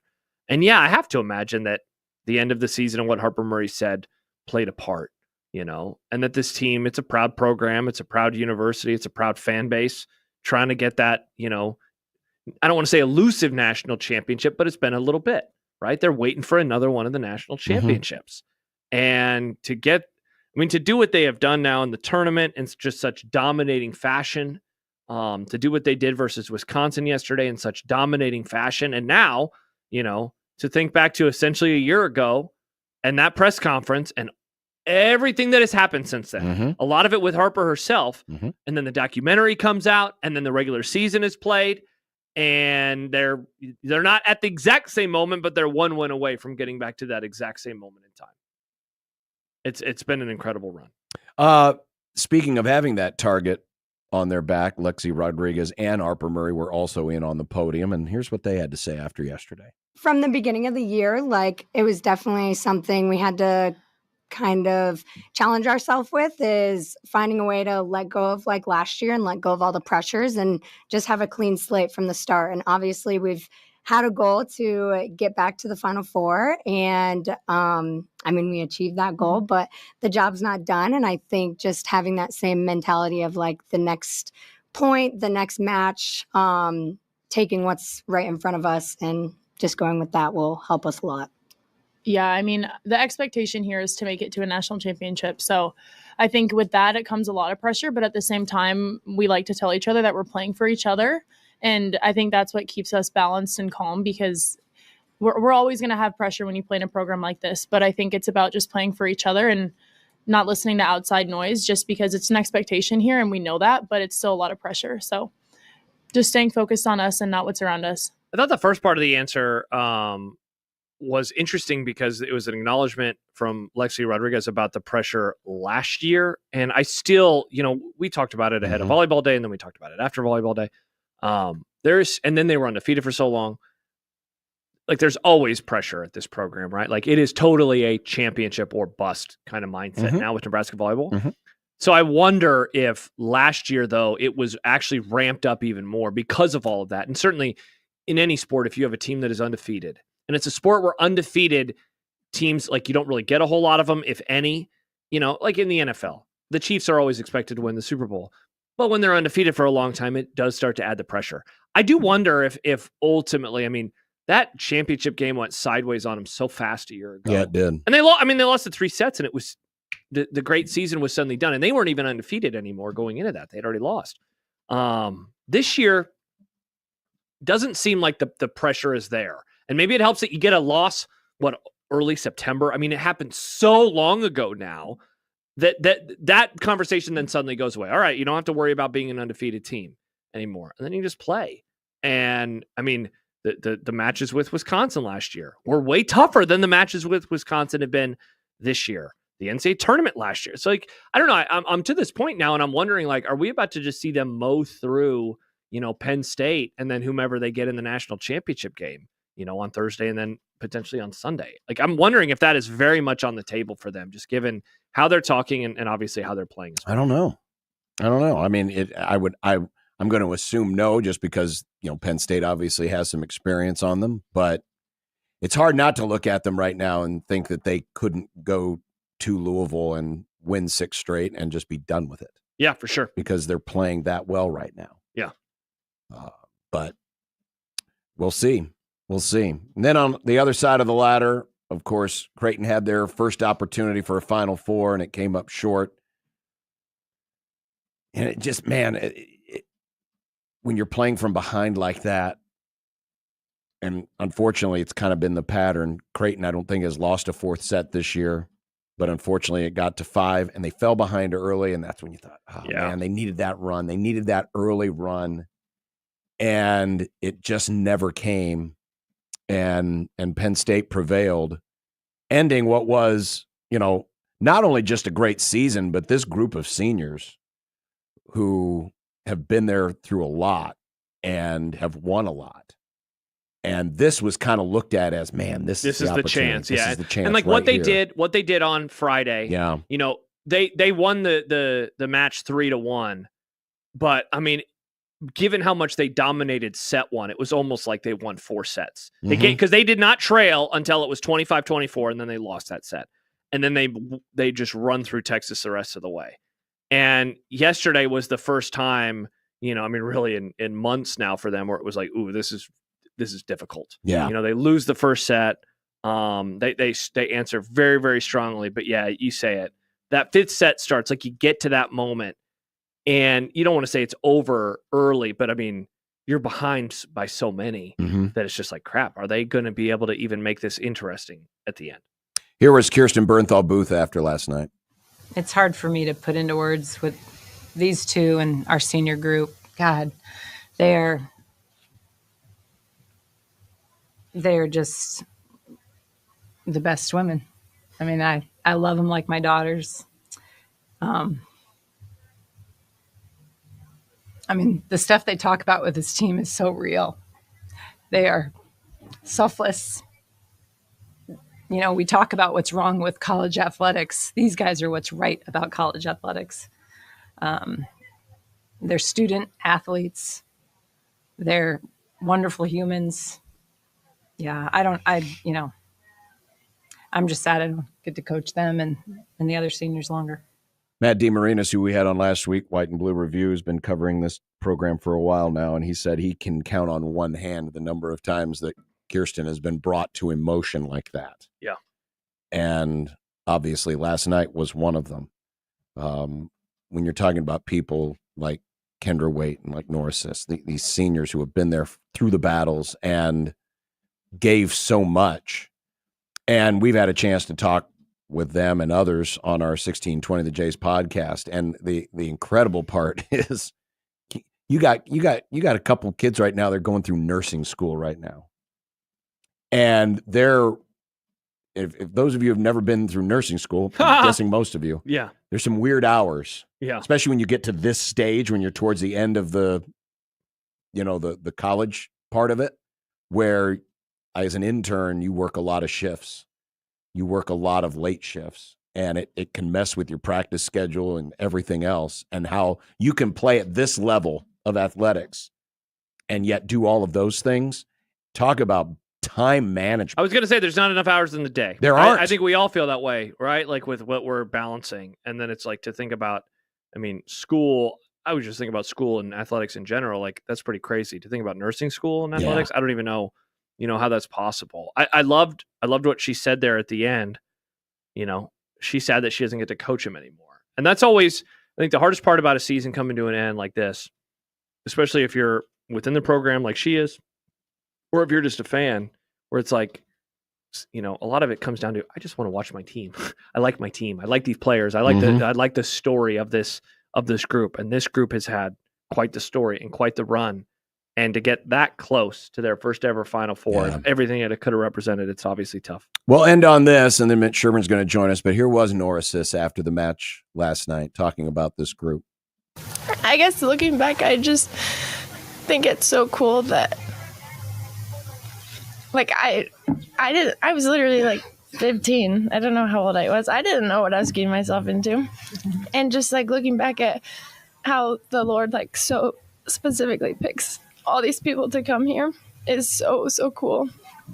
And it's so cool how just random girls from all over the country suddenly we're spending every minute together and we're best friends, and I'm just gonna miss it so much. And I am so thankful that I got the opportunity to play for Creighton. Well, either way, I mean, they put together one heck of a season. And as Jack mentioned it earlier, you could make the argument they're probably no worse than the 5th best team in the country, because literally all 3 of their losses came to other Final Four teams on their home floor, the opponent's home floor, in 5. Crazy. All 3 of them. Crazy. I mean, you talk about being that close. Yeah, Dirk Chatelain, formerly of the World Herald, he had a great tweet last night. Let's see if I can find it. Says Creighton deserves a national stage, and I'm confident that the Jays are the 5th best team in the country. It's a shame they only take 4. And I thought that was a great way to describe it. The only one of the 4 they didn't play was Pitt. Crazy. The only one. Mm-hmm. Coming up next, Mitch Sherman will join us. A lot of things happening on the football front. Oh, and I guess there's a game that people are... There's a game, John, in 12 days. Let the countdown begin, Nick. Ugh. It's almost like it doesn't exist. There's much other stuff going on that... All right, let's talk about the game when we return. Let's break this puppy down. Find out about Boston College. So close to baseball. We don't know who's playing in this game. Dylan Raiola's playing in the game, John. Are we sure? Yes, he's playing in the game. Would you stop it? Why wouldn't they give it to Wild Heine? He'll be a tight end in Dylan the game. Raiola's But that's he's next the money year. maker. He'll be a tight end But on. that's next You year. gotta prep. Remember, that's what the bowl game's about. It's about practice and preparing for next year. 16:20 in the zone.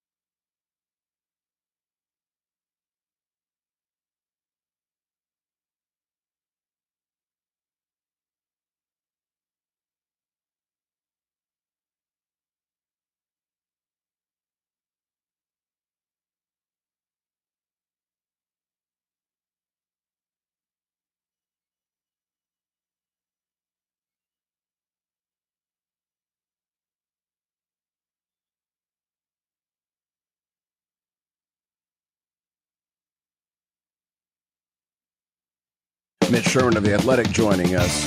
Hello, guys. The intent that he had in putting this staff together will overrule all of that, no pun intended. Yeah, you've got to get bigger and bolder every time, right? Call Mitch. Call Mitch. Call Mitch. It's only 66 cents. Call Mitch. Freak. You know what? All those Penn State fans spent all their money last night to get into the volleyball match. They don't have the money anymore. And that's why the ticket prices for this Penn State SMU playoff game are just dropping like a rock. You're so weird. I think the college football playoff might be dead before it even starts. Would you stop it? Would you stop Or maybe it? maybe this is where all the Ohio State fans are going for their playoff. They want to watch a winning Northern team. What, Tennessee? You stop it.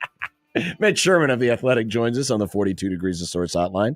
Mitch, good afternoon. Good afternoon, John and Josh. How are you? Lovely. You've been to many a game at Devaney of all kinds of different sports. Was it as loud as you've ever heard it? It was. It reminded me, and I mentioned this to John Cook after the press conference when he was mingling with some people in the hallway, that it reminded me of the days at the Coliseum where the noise was just sustained like that. And that's one thing that Devaney, for as loud as it is, it's just impossible to recreate because of the acoustics at the old building. Yeah. And it felt like that and sounded like that last night. What do you think, like, we can chalk that up to? John was theorizing earlier, Mitch, that maybe it's because of what Harper Murray said after the loss to Texas last year, and that the crowd almost felt like we got to help them along to get back to that point. They've had many a big match in there. They've had many a rival come in there. Why they've had many they've clinched Final Four bids. Exactly. So, like, what explains yesterday, do you think? Well, I think it was maybe a little bit of that, but it was all, they've had many big rivalry matches in there, and they've played for spots in the Final Four, and they've had a send-off for beloved senior classes, but they've never had all of those things at the same time. It's been a long, and if you go way back into the Coliseum days again, and you can find instances where Nebraska played some of its biggest rivals for a spot in the Final Four. I think there was, I recall being at one against Penn State back-to-back years, and this was in Nebraska's days in the Big Eight, so it wasn't like Penn State was a conference rival, but Penn State was still a huge rival in the sport, and they played in the tournament often and a couple of times for spots in the Final Four. So that would have had the similar kind of vibe. But even that, what it was a Big Eight versus a Big Ten match. You have Nebraska's premier rival in Wisconsin, and a series that, even with Nebraska having won 3 of 4 in the past 2 years, there's still a very recent memory of Wisconsin dominating this series. And what better way for Wisconsin to get over on Nebraska for its domination this year earlier and splitting last year than to end the careers of Lexi Rodriguez and Merritt Beeson and the other 3 seniors on the Nebraska team, and to get and to deny this, which Nebraska has seemed like a team of destiny. Like that was really self-described as a team of destiny, like purposely scheduling 2 previous trips to Louisville this year just so they could get a taste of it, and declaring that it was a run for the roses. And Nebraska's having a fan event at Churchill Downs on Wednesday night. Like, this didn't get planned this morning. Like they knew they wanted to do this.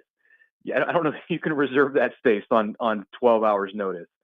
So if Wisconsin had been able to deny Nebraska that, it would have been the ultimate triumph. And Nebraska fans clearly sensed that and understood what was at stake.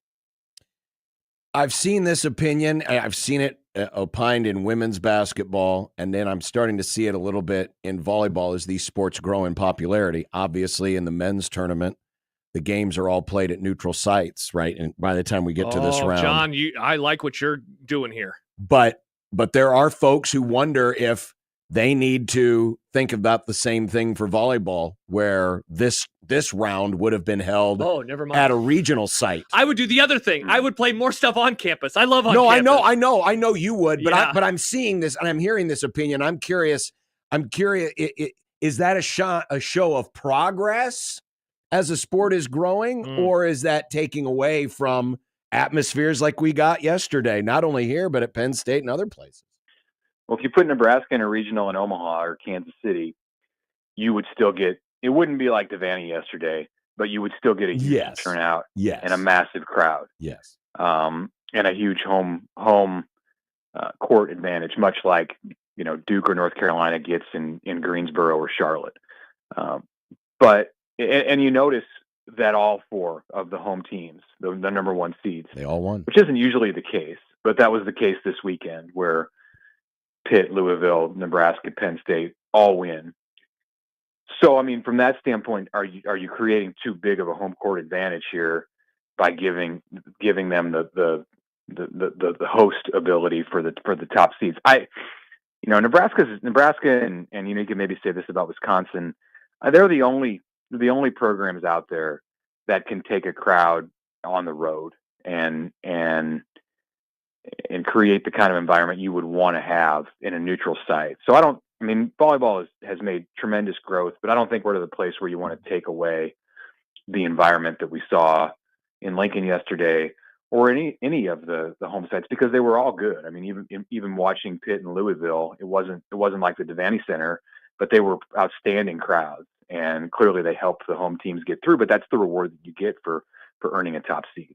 Mitch, moving to football, in the olden days of transfers, Nebraska landing a former 5-star, especially on the defensive line, would have resulted in, parades almost. And because of the new era that we're in, and there's so much moving and shaking, it doesn't maybe get the same level of celebration. And maybe with William Winari from Missouri, it's also because I think we're all a little confused by why it didn't work, because this was a literal legislature that changed NIL laws while he was still in high school.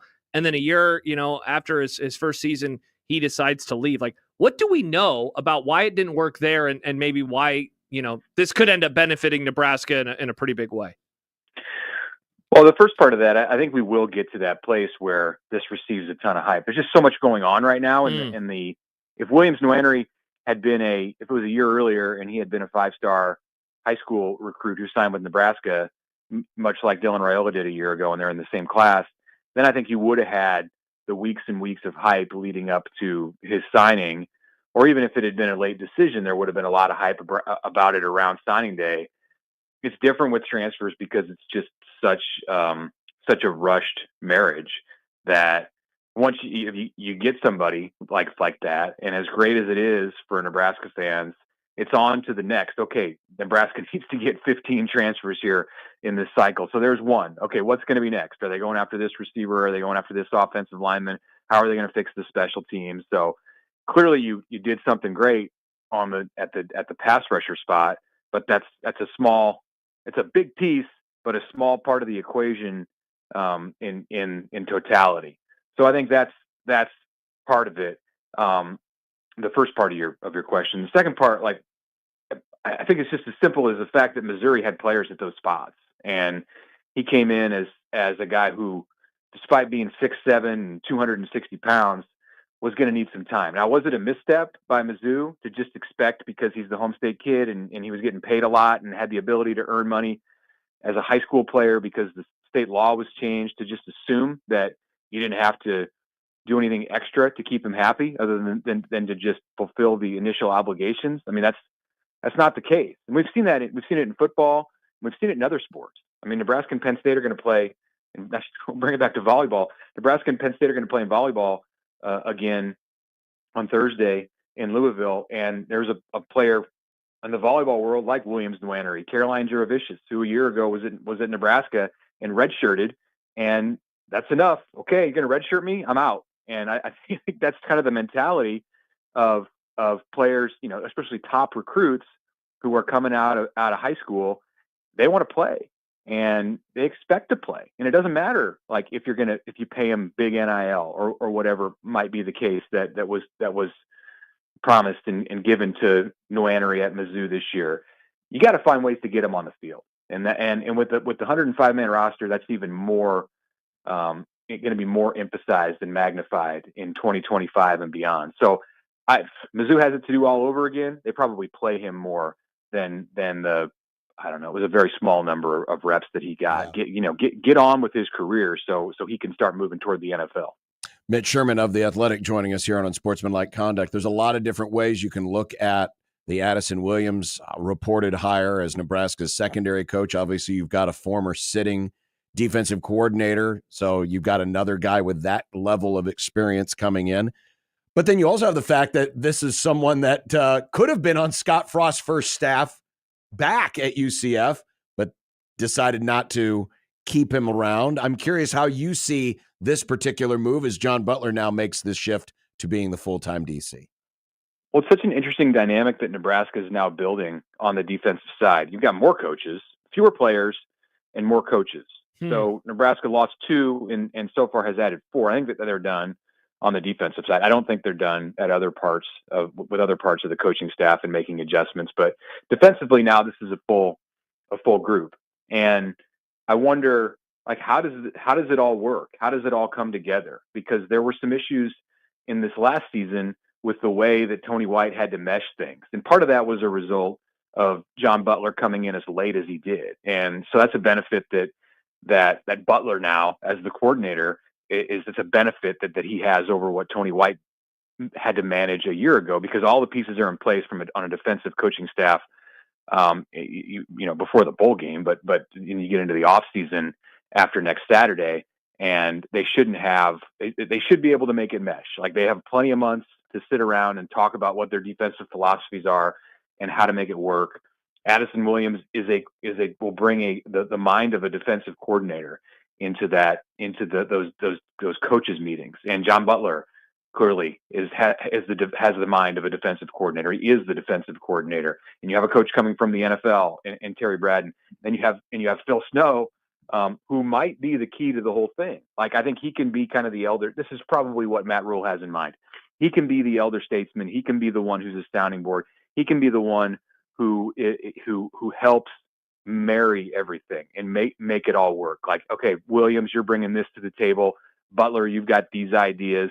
Braden, Dvorak, Simpson, you've all got what you want to bring. Phil Snow, I think, can tie it all together with his 25 years of experience as a defensive coordinator. So that's kind of how I envision the role for Phil Snow is to, like, be a coach of the coaches. Mitch, am I wrong in kind of looking at what's happening right now and thinking that there is maybe a bit more of an emphasis on recruiting with some of these new additions? I don't. Well, not like Phil Snow. Certainly not with him. Role. Yeah. The younger guys. I mean, I think just in general across the board in college football, like recruiting, you see young coaches on staff, and they're going to spend more time recruiting. I mean, Phil Simpson, and it comes in, and a huge part of what makes him attractive as a hire is because of his recruiting connections in Florida. And that paid massive dividends for Nebraska in the 2023 class. And then he left to go to Florida State, and now he's back. And it's interesting to see how Nebraska's recruiting focus is shifting toward Florida, because Braden and Williams also have connections in the state of Florida. I mean, Williams is coming from UCF.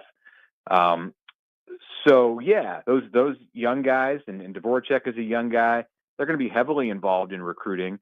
But I think also some of the emphasis for maybe not those hires, but other hires that you might see, it can shift away from recruiting, because you have, like, recruiting specialists on your staff. Jamar Mosey, Keith Williams, they are there primarily to recruit, and then secondarily to coach.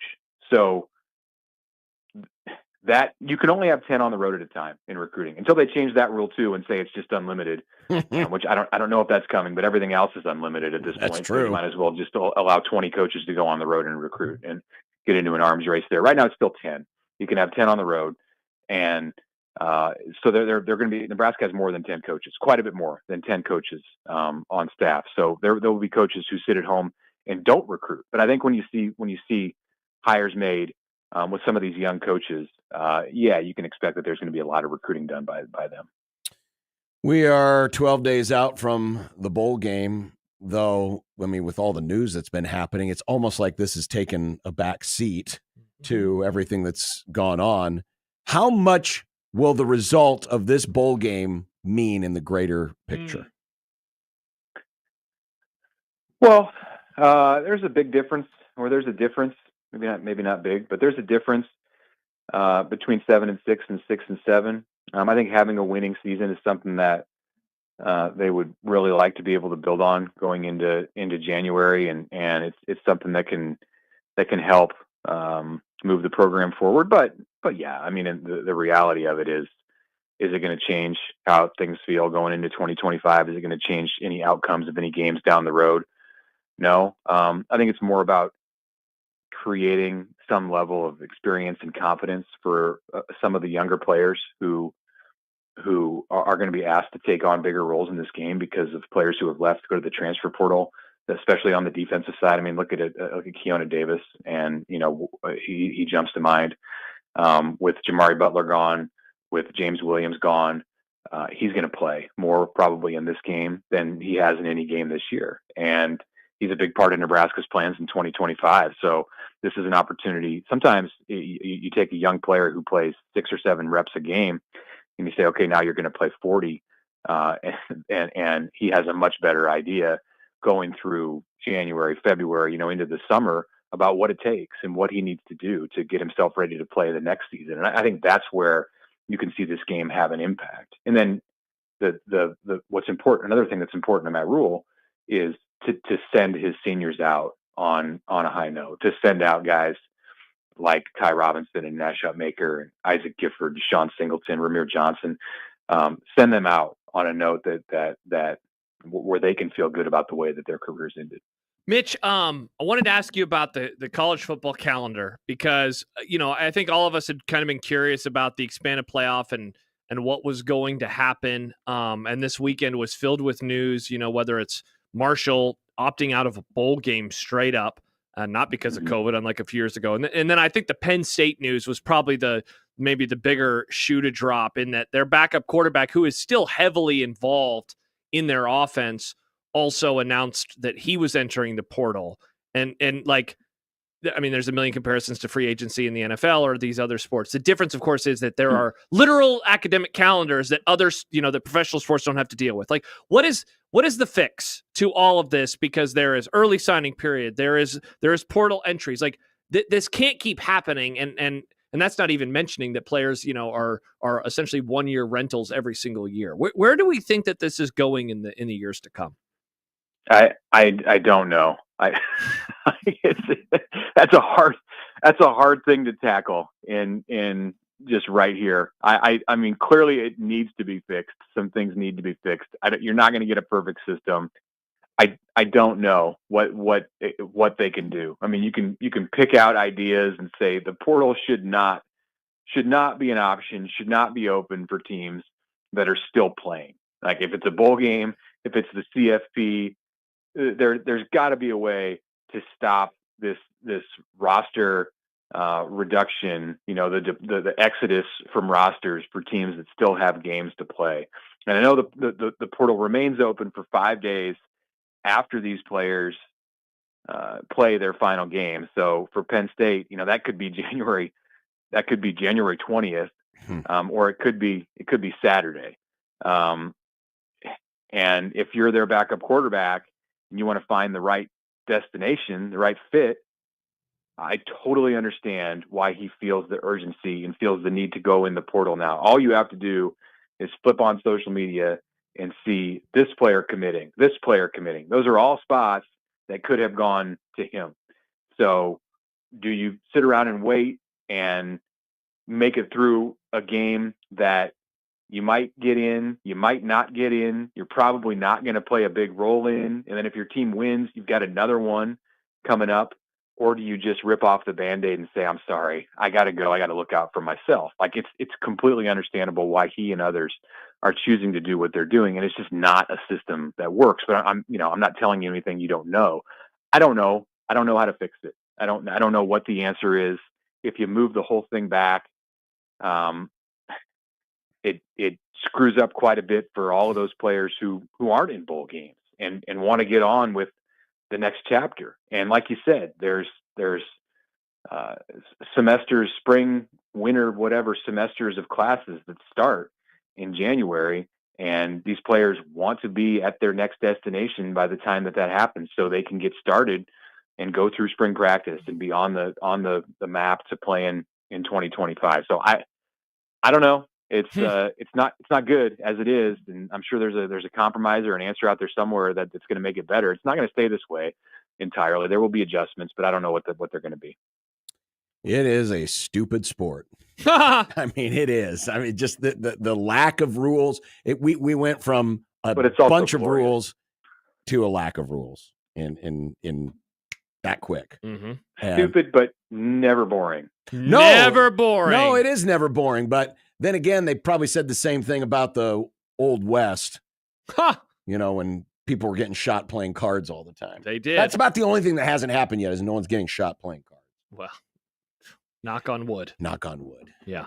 Mitch Sherman of The Athletic. Mitch, thank you much. Appreciate it. We'll talk to you in a couple weeks. Have a Merry Christmas, Yes, have Mitch. a Merry Christmas. We won't be here next week. Thank you. Happy holidays. Merry Christmas. You Take bet. care. All right, Mitch. We'll see you. Mitch Sherman of The Athletic. Bo Pribula, by the way. Yeah. Is the quarterback from Penn State. I mean, in my opinion, the answer would be there'd be no transfers until summer. Yeah. That you're in for the year, and there'll be folks that say, well, but you want your quarterback in for spring football. I'd say there has to be a line drawn somewhere. And I don't think having rules for teams that get in the postseason and teams that don't get in the postseason is good either, because then there are disadvantages and disadvantages inherently in both of those. It's got to be the same for everybody, whether you're playing a postseason game or you're not playing a postseason game. I've spent a lot of the weekend, honestly, just trying to figure out what the problem or what the fix is. And because I think that what the biggest issue, in my opinion, is the academic calendar.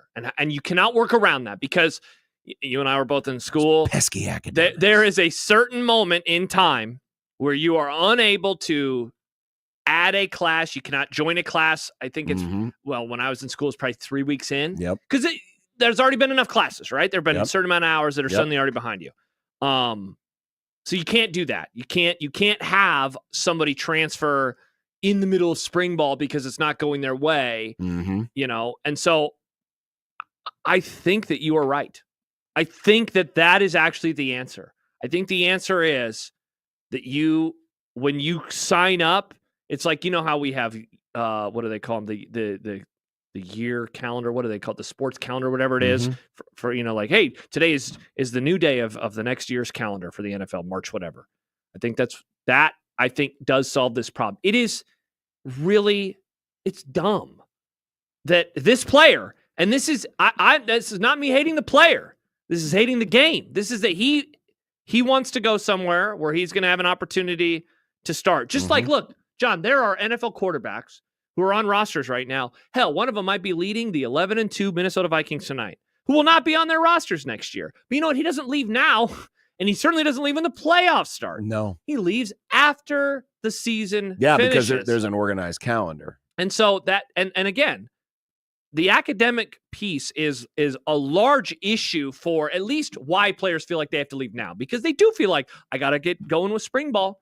But if you just say, sorry, you are there through spring ball, that's what you have to do. I know that would bring up more headaches. And I imagine many coaches would be like, well, that is annoying, and I don't like that, because then I can't bring in my new quarterback to do that.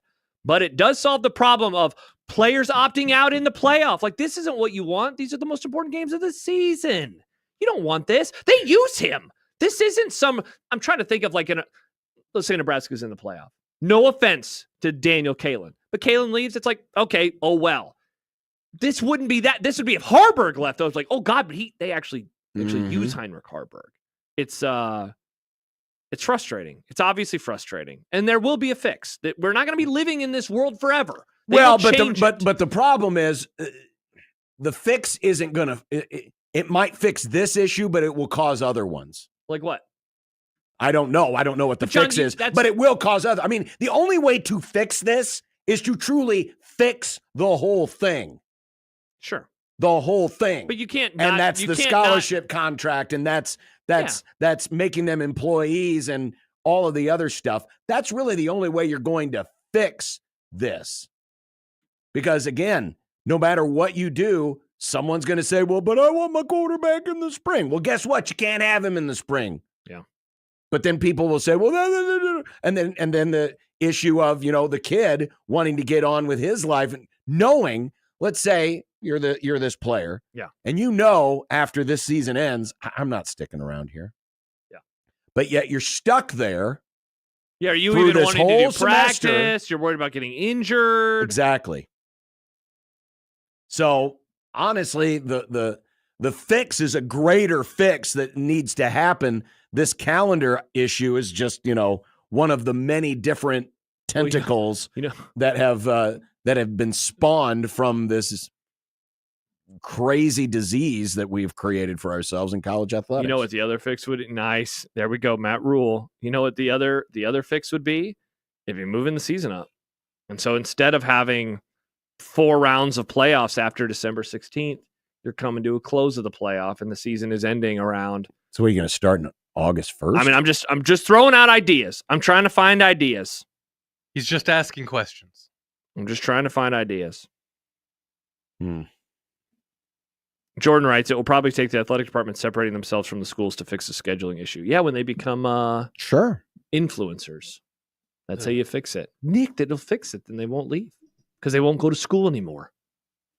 Well, they won't be influencers. They'll be employees. You said it. I mean, that pesky school, though, does get in the way of all this. Sure it does.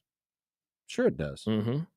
But again, that's another part and parcel of losing sight of what all of this has allowed itself to become. Chris in Montana says, I'm so confused. Do the majority of these guys not have actual contract through NIL to keep them on campus, at least through the end of the semester? It's very confusing.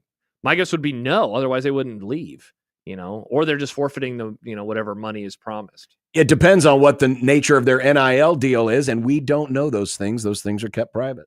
So it depends on what this young man or other people like him have signed, and then what I'll really be curious is if, and we had the issue with the Rashada kid from Florida, and that whole blow up. But when are we going to get our first lawsuit of a player trying to break his NIL deal so he can go transfer to another school? When's that going to happen? It happened with Rashada, right? So it's already happened. Right. But I mean, when does it really start kicking in? Because that issue, we just kind of passed that by. We just kind of like, okay, whatever. What do you mean? I mean, we talked about it. We did. What do you want to do? Now Talk it's about buried it more? under. But why aren't we talking about it? When is it going to become more prevalent?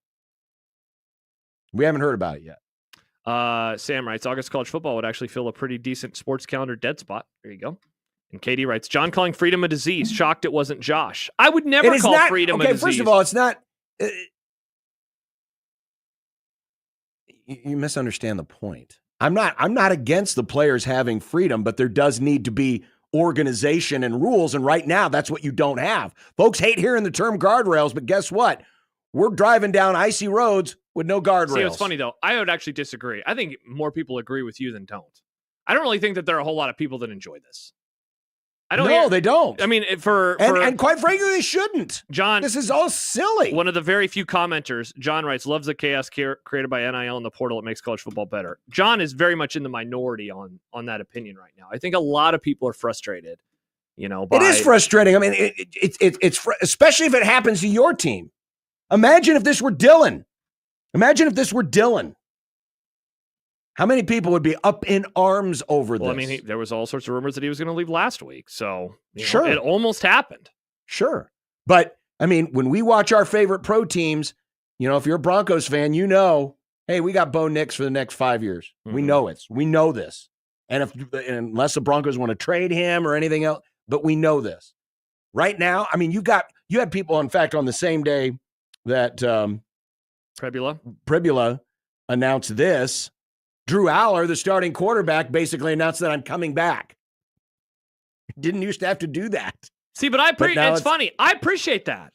No, but it's just the idea that you feel like you have to do it is silly, because everyone is just a true free agent. There's nothing binding anyone to anything. By the way, Katie does have a follow-up.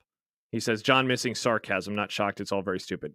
He was making a John doesn't like freedom, Josh, but. No, I know, but I do think there is this, because unfortunately we do this a lot in this discourse. If you come out and say this NIL and transfer portal stuff needs to be fixed, you instantly get people jumping in and saying, oh, you're against player freedom. Well, what about the coaches? Well, what about? And we get into this whole whataboutism debate. The one thing, yes, it's annoying when coaches move along, but guess what? They do have a contract. And there are terms that have to be engaged in said contract. Now, if those coaches were smart enough to negotiate the right kind of deal where they could get out of it scot-free, bully on them. That's why I say the same freedom should be afforded to the college athlete, that they should be allowed to negotiate their terms and their deal to know, hey, here's what happens. Here's what I'm in for. Here's what happens if I leave. 100%. Not getting an argument from me. No, I know. But and I honestly don't think that you are in the minority opinion on this anymore. I really don't. I do not think that you are, because I've seen a lot of people that I know would have pushed back on that argument a few years ago, and they're like, yeah, you got to fix this. And so because this is not sustainable. It's not sustainable. It's not good for the health of the sport. And don't and people all the time say, yeah, but look at those TV ratings, you can't constantly use the popularity of the sport and say, well, it's not hurting the popularity of the sport, so it's not a problem. You can't keep using that because eventually it can wear on folks. We've seen it. Sports can ebb and flow. And I think the one thing that's getting ignored in this entire conversation is the people that make this sport possible in the first place. You and me. Not the coaches, not the athletes, not the officials, not the administrators, not the regents, you and me. Without us, none of this stuff exists. And if you start dissatisfying your consumers, you run into problems. For sure. And so the question, I guess, ultimately is, are they really pushing people away at the level in which we think they are, or are we just all annoyed and then on Saturdays we're always back? You know, and I always think not to go to TV ratings, but I mean, we do keep coming back. Like, I am not pushed away. But at some point, I am nowhere near pushed away. At some point, there will be a breaking point. Probably. There absolutely will. Otherwise, that's people saying we're fine with it. Mm-hmm, yeah. We're okay with it. You know? Because I mean, you want to have some continuity, right? Because ultimately, end of the day, yes, we root for laundry, but we also root for people. And if we keep losing and if people keep just shifting off from one place to the next place to the next place, and there's no organization, there's no rules, and it just turns into chaos, I think it will eventually start to disenfranchise some folks. That's just my read on it. I could be wrong. Well, and I wonder, I mean, are you speaking from your own heart? You know, I am speaking from my own heart. Are you speaking for yourself right now, less so than other people? Are you disenfranchised? Do you feel like you are getting pushed away from the sport that you love? I am getting more and more disenfranchised by the silliness of it all. It's it's not a frustration with the athletes. It's not a frustration with the coaches. It's a frustration with the people who supposedly run this sport. And that's the other part of it is you really don't have people that run this sport. You just have a lot of little different fiefdoms that are out there. Well, yeah, because we say it all the time. Like this group and every group before them, they've never wanted to be the ones who made them employees, because then that is the final thing to fall. Mm-hmm. And it's just like an athletic director or a coach who loses a salary streak. That is on your watch. Yep. And you now have to own it. Agreed. The people in charge of college sports, they don't want to be the ones to do that, even though it would at least start the process of fixing things. But they don't want to do that because then they were the ones who ultimately made athletes paid employees. Yeah. 402-951-1620. We'll be back and have more next on 1620 The Zone.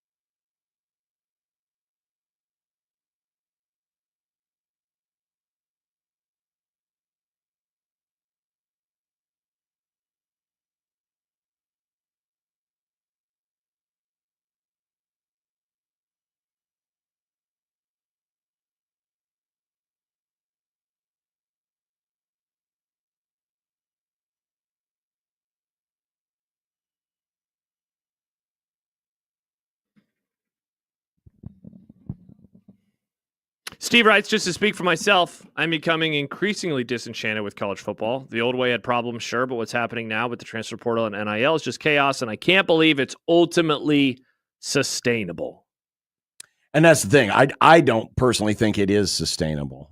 I mean, eventually it will catch up and do damage in some way, shape, or form, whether it's in the form of people walking away from the sport or obviously a lot of this stuff has taken place because the lawyers have gotten involved and there's been a ton of lawsuits. And the reason why the NCAA is basically allowing this to happen is they've thrown their hands up saying there's nothing we can defend anymore, except for the whole making them employees. That's the one hill they aren't dying on yet. But every other hill around it, they have ceded to lawsuits and things of that nature. And that's why we're in the mess they are, because trying to create a new rule right now might just lead yet to another lawsuit that they know they can't win. So, and honestly, we've been trending in this direction, not just for years, for decades, because it's been an unsustainable system. It's just no one had the temerity or the success in being able to sue and get people to come over to their side. And when the money got so big, back in 1971, coaches weren't making $5 to $10 million a year. We did the math. I can't remember. I had it somewhere. But when Tom Osborne was head coach at his peak, he was basically making 2.5 times the average American salary. Mm-hmm. Now that number is in the 40 times. The salaries have exploded. The reason for that is the money that has come into the sport has exploded. There wasn't this kind of TV money coming into the sport 50 years ago. But as the money came into the sport and we started to see people getting rich off of it, the problem was the people that were playing it weren't seeing any noticeable increase. They were getting basically the same exact thing that they were getting in 1971 that they were getting in 2001 and 2011. They were getting room, books, and board. That's what they were getting. Yeah, they threw in a little bit of a stipend after a few years. A few years ago, we got the whole stipend thing. Remember when that was going to change the world? Yep. And so that's why we're in the spot that we're in. It's because it was a system that was inherently flawed from the beginning, but folks trying to hold things off. The problem is, again, the opposite of too much restriction is too little restriction. Either way, it's an unsustainable model. It's just going to cause different problems than what they caused previous. Brian emails in, Equitable Bank inbox. I don't know. It's kind of fun waking up finding Nebraska has a new long snapper. There you go. Positives of the portal. You found a new long snapper. Sure. Yeah. I mean, and honestly,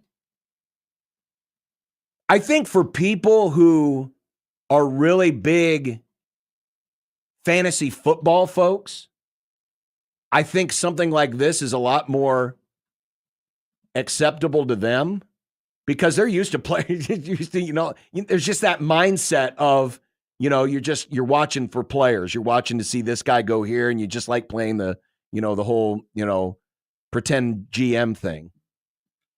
For people who were brought up in that kind of a world, I don't think this bothers them as much. That's just my thought. That's definitely a part of this is how you grew up. I think we always feel this way. How you grew up in a sport is how you always imagine it to be best. And I think that is there wholeheartedly. Just like I have never been bothered by free agency in professional sports.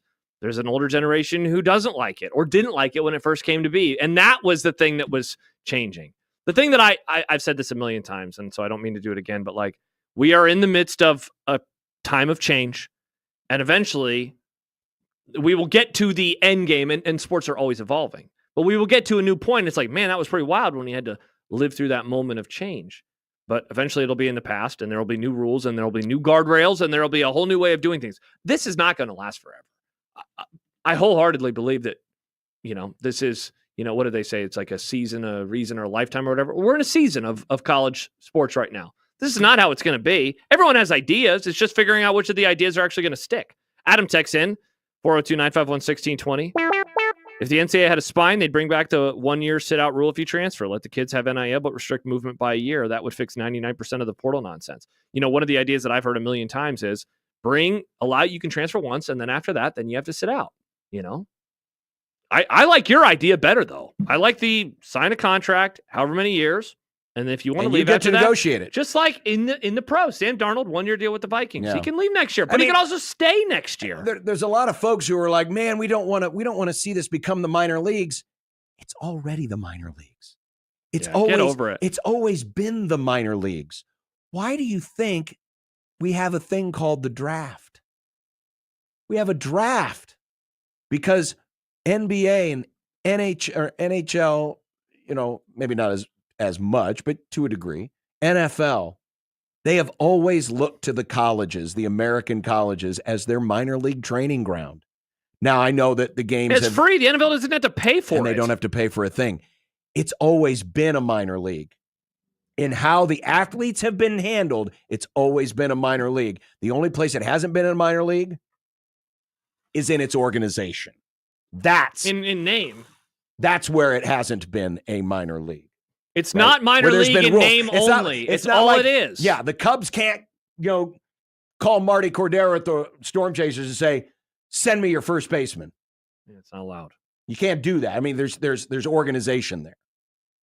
But so this idea of, we don't want it to turn into pro sports, it already is. It already is. Look at the money they're pulling in. It's incredible. It's crazy. It's the second most popular sport in America behind the NFL. That's what it is. It is professional sports. So if we can get past that part of it, I think maybe we can see it a little bit more clearly. Yeah, for sure. But until then, we don't know. Do we need to take another quick break here, Nick? Yes. Let's do that because we got more to come. So we'll stay right there. And when we continue, we've still got some Scarlet and Cream NFL side and Chiefs. Uh-oh. There's discontent. Speaking of Scarlet, there's discontent in the kingdom. Their quarterback's ankle has fallen off. Oh, no. There's discontent in the kingdom. Nick, we don't root for injuries. I'm not rooting for the injury. Well, think of Chance and all the injuries he's had on his Lions. Monster. And meanwhile, the Lions have done very well for themselves. Yeah, until yesterday when they lost to the Bills. Remember? Mm-hmm. The Bills. Mm-hmm. Told you. Congrats, Bills, on your 1-game win streak. Wow. It's true. Yeah, for now. 1620 The Zone. Nick Grim for Circus Sports Iowa. Monday Night Football tonight features the Bears and the Vikings. Circus Sports Iowa is here to help you enhance every game all season long. With the live in-game lines that update every break, the numerous props, and the tight money line splits, Circus Sports Iowa is the secret spice you need to take your gaming to the next level. Let's check out some of the lines available to you for tonight, shall we? Starting with the points total of 43.5 points. But if you want an alternate spread or an alternate total, then the prop section has you covered there too, 37.5 points. Some other props include the first touchdown scorer, which is Aaron Jones, who has the best odds at plus 495. The first team to score, the Bears are at plus 140, and they even have longest and shortest touchdowns. Now, I know I mentioned a lot of props just then, but the crazy part is that's not even close to all of them. See for yourself right now and download the only sportsbook you need anywhere in the state of Iowa, the sportsbook that won't limit you and punish you for winning a lot. Download sportsbook Circus Sports Iowa today. If you're someone you know may have a problem with gambling, call 1-800-238-7633.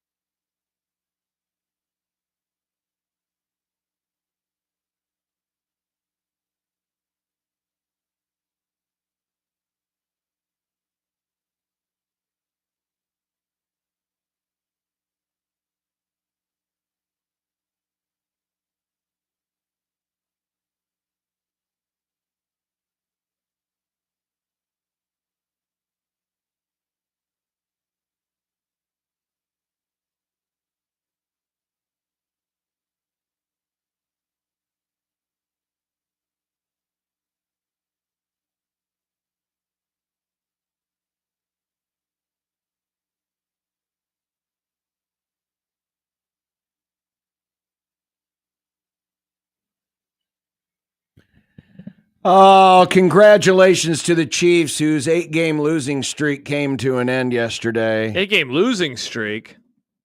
Well, yeah, they had lost 8 straight games covering. You're so weird. Well, that's what it was. They were. If you're a bettor and you had bet the Chiefs the last true. 8 games, a lot of losses. You had lost 8 straight. A lot of losses. So congrats to the Chiefs on breaking their 8-game losing streak. But it came at a cost. Maybe that'll teach you to bet with devil magic. It came at a cost. It did. As Patrick Mahomes went down with what is believed to be a high ankle sprain. Haven't heard anything new yet.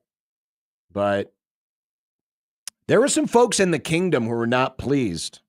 We have for those of you watching it on the stream, we have a screenshot of a tweet. Wait, real quick. The kingdom is not pleased, or this random guy on Twitter? No, there are other people. There are other people. What do you mean random guy? He's got a blue check I don't even know who is this? You don't know who Matt Verderam is? He is a Chiefs writer. He writes for who? SI.com. Okay. I could write for SI.com. Well, yes. That's the thing about today's media is just about anyone can get in it, whether they have any training or not. I just want to know who he is. Would you let me make the point? He's a real person. I just want to make sure. Yes. You take random screenshots of all sorts of stuff all the time. I just want to make sure that this wasn't just now you're going to turn in Mr. Fact Checker? Well, I don't want to do it in the middle of every segment we do, but I'm doing Apparently it you're doing it now. All right. Yeah. How much? What else do you want to fact check? Well, I just want to know if this was You want to fact check to see if the Chiefs actually won yesterday? I saw that. Check your box. They won 21-7. Nick, check the box score for Josh. I don't Make know why sure you're the so Chiefs actually triggered. won. I just want to know that this was a real person. Explaining it. So what's going on? What's the topic? I think we need a Christmas tree in here to give John some cheer. That's true. This college sports discussion. Maybe we need some brains and give them to Josh. I just He's want to know never this. fact checked me before. Yeah, because this is what happens when I do. You're proving my point. This is why I don't ever disagree or ask you a question, because you just yell at me for 5 minutes. You have never literally done this. I'm trying to make the then point. this is how you react. This is why I don't do this. I shouldn't have done it. No, you shouldn't have. Yeah. You shouldn't have been an idiot. Yeah. Me asks a question. John gets mad about the question. I answered your question. Why are you yelling at me then? Because you're an idiot. Nice. Anyway. I figured you'd like this topic because it's questioning the Chiefs. No, people Why are being is everybody stupid. in the Chiefs kingdom mad, Yes, John? there we It's go. not everybody, but there are a handful of folks. This guy. Yeah, Matt. Andy Reid should be held to account after this game. Just complete malpractice. One of the more stupefying ways to play a second half I've ever seen, and now Mahomes is hurt. I saw others who follow the Chiefs. Mm-hmm. This is from Matt Derrick, another one of these Chiefs fans, Chiefs writers. The guy used to work here with that exact name. Not entirely sure why the Chiefs, with a double-digit lead in the second half, have 14 dropbacks and only 5 carries by Pacheco and Hunt. Mahomes, 3 of 13, 16 yards, 8 straight incompletions in the third quarter. Another Chiefs media guy, Curtis Seabolt. After taking a 21-0 lead early in the third quarter, Chiefs ran 22 plays with Patrick Mahomes at quarterback. Up 21-0, 6 pass, 3 run. Up 21-7, 10 pass, 3 run. 22 plays with a lead of at least 14 points, and the Chiefs ran the ball on only 6 of them? I get going for the throat if your passing game is clicking, but it wasn't today. I don't get it. It was a curious game plan. It wasn't a very good game for the Chiefs offense. It wasn't. They were also not running the ball very well either. They were doing neither good. But there were a lot of folks who were wondering, and like on the play that Mahomes got injured on, it was a 4th down play. Mm-hmm. Wondering, okay, why are we putting him at risk? We're up 2 scores. Yeah. Punt the ball, pin him deep. Chiefs, James is going to throw another interception. Probably. So even when the Chiefs win, they can't win. Mm-hmm. Can't satisfy Jordan anybody. says, wait, so is Chiefs Kingdom disrespecting the Chiefs? Whoa. It could be. That Chiefs fan that used to bully us, I wonder if he's looking in the mirror and saying that to himself right now. Yeah, this is my fault. It could be. This is my fault. That self-awareness, though. But we're waiting to see what the high ankle sprain, did it swell up today or not? X-rays were negative. But remember, the Chiefs have a short week. Playing on Saturday. They play Saturday. And then they play against on the Christmas. Texans. Given what the line is, and I'm checking to see the updated line, it's Texans -2.5. What? Vegas doesn't think that Mahomes will be playing. Mahomie will be Mississippi. Isn't that game in Kansas City? It is. The Chiefs are a home underdog? Are you doing a bit? When was the last time that happened? Home underdog? Yeah, for the Chiefs. Oh, good question, Nick. I mean, I'm sure it's happened in the Mahomes era, but this tells me that they don't think he's starting. So I'm going to go with Vegas. He's probably not starting. Who's the Chiefs' backup? Carson Wentz. Carson Wentz. I forgot about that. I actually forgot about that. And I'm sure to work great. Oof. This is like actually massive because they are, I know they're up 2 games in the standing, but they're up 1.5 on the Bills, and the Bills have a cake schedule, and the Chiefs have the Texans. Then they have the Steelers. Your then they Steelers. Have the Broncos. Then they have the Broncos, 3 playoff teams, Mm-hmm. and 2 division leaders at this moment in time. Pretty interesting. It is. Pretty interesting. I thought we had this conversation last year. Weren't the Chiefs a home dog last year for a game? I could swore we had this conversation with Mitch Holtis. Were they not a home underdog against the Bills? See, it wouldn't surprise me because the Bills are awesome. Dumb. They did lose to the Bills at home in the playoffs or in the regular season. They rather, did last but year. So it wouldn't surprise me if they were a home dog. We've had this conversation. They definitely weren't dogs to the Dolphins in the playoffs. No. Wow. I don't think they wouldn't have been dogs to the Bengals at the end of the regular season. So yeah, if they were a home underdog last year, it would have come to the. Oh no, wait! Unless they were dogs to the Eagles on that Monday night game. Maybe that was it.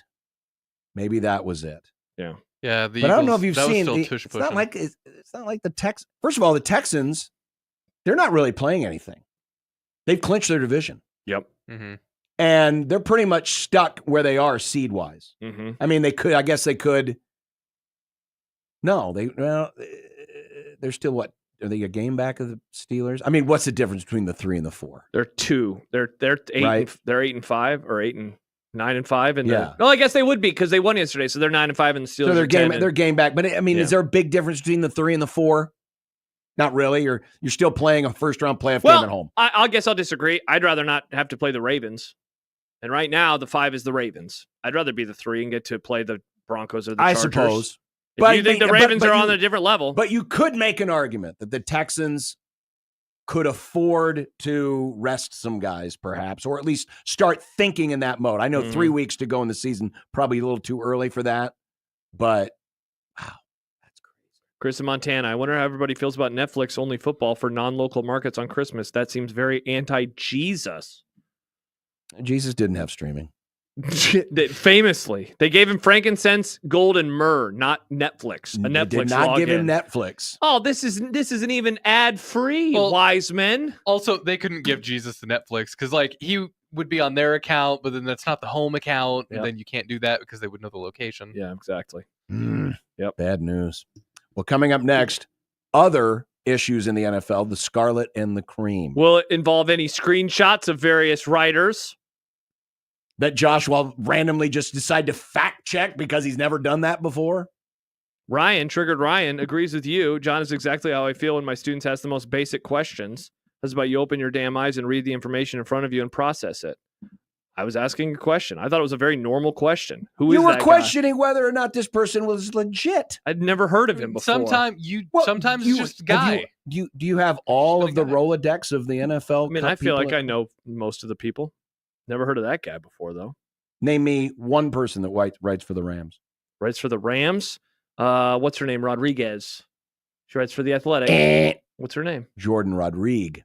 Well, I added the S. Thank God I fact-checked Josh, am I right? Yeah, and you know what, John? I'm happy that you did because now I remember her name, and I'll be better the next time. See, it's not that big of a deal when you fact-check. Not that big of a deal. I feel informed by that, actually. Thank you for informing me. About time. Yeah, it's nice. Do you know who the beat writer is for the World Herald, Nick? That covers Nebraska football? Is it Sam? Sam McEwen. Look at that. Already informed. I didn't even have to inform you. Good job. Happy Hour is next on 1620 The Zone.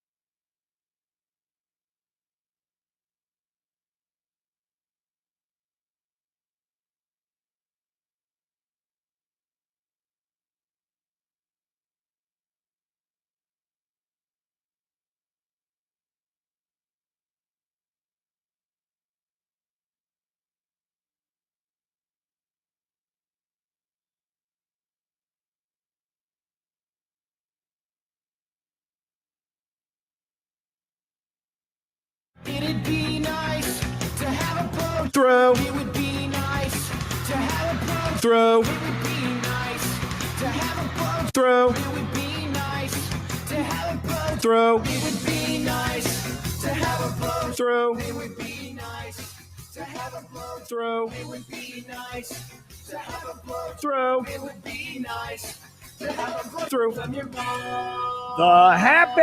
Oh, you want to fact check this too? No, it's Brian on the Williams. air! What? Oh, is this because Raise your hand, baby. is this because Put up those hands. Tua turnover Viola? Hurt. No, a Yeah, player got hurt. and you know why they got yesterday. hurt? Because Tua threw him a hospital ball. Nice pass there, Tua. If he wasn't throwing it to the other team, he was throwing it in a spot where his receiver could get hurt. I hope Tomo that guy knows what's going on. Who's Nick. Tomo? No, that means tomorrow. Oh, weird. Yeah. Use tomorrow like a normal person. Interesting, Nick. By the way, we have a new nickname for Tua. It's Tua Turnover Viola. Nice. That doesn't even roll off the tongue. It John. rolls off the tongue well enough. It made me laugh. Isn't it amazing that the Carolina Panthers take the Chiefs to the very end of the game and the Cowboys just run all over them like it's no big deal? Interesting, Chiefs. Interesting. Everyone's so afraid to say that the Chiefs aren't going to win the Super Bowl. They're not. Everyone, enjoy this. Enjoy this season. Because when they lose in the playoffs, it's going to be hilarious. I'm sorry. I'm going to need to fact check. It's going to be this. hilarious. I'm going to have to fact check. What facts is there to check, John? Yeah, what fact actually is That's there true. to It check? it's a bad Josh opinion. It's not a fact.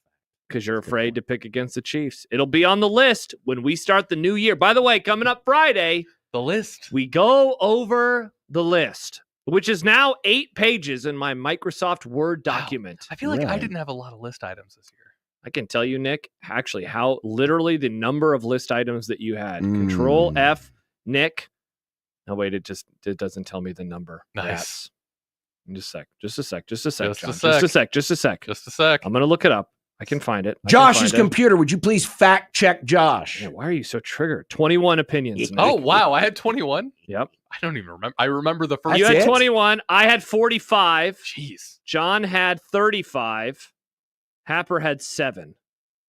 Let's see. Is Otson on here? Otson had 1 opinion. Nice. So there you go. And let's see. Did Jimmy, who will be in tomorrow? Jimmy had 1 opinion. Is it Mike Trout's a bust? No, it was about the playoff game between the 49ers and the Packers last January. By the way, next week, listen right, for Mike Trout is a bust crossover in the best ofs. Good Lord. Yeah, that made it. You put that in? Because it was us dunking on Jimmy for half Hell an hour. yeah. Of course I put that in. Kevin Wright, so Josh, what are you going to say at the end of the year when the Chiefs win the Super Bowl? They won't. So I'm not even worried about it. Guess what, Chiefs Kingdom? If that does happen, yeah, you can come back and fact check Josh. You can. You can say, Josh, you were wrong. You're so triggered by this. He is.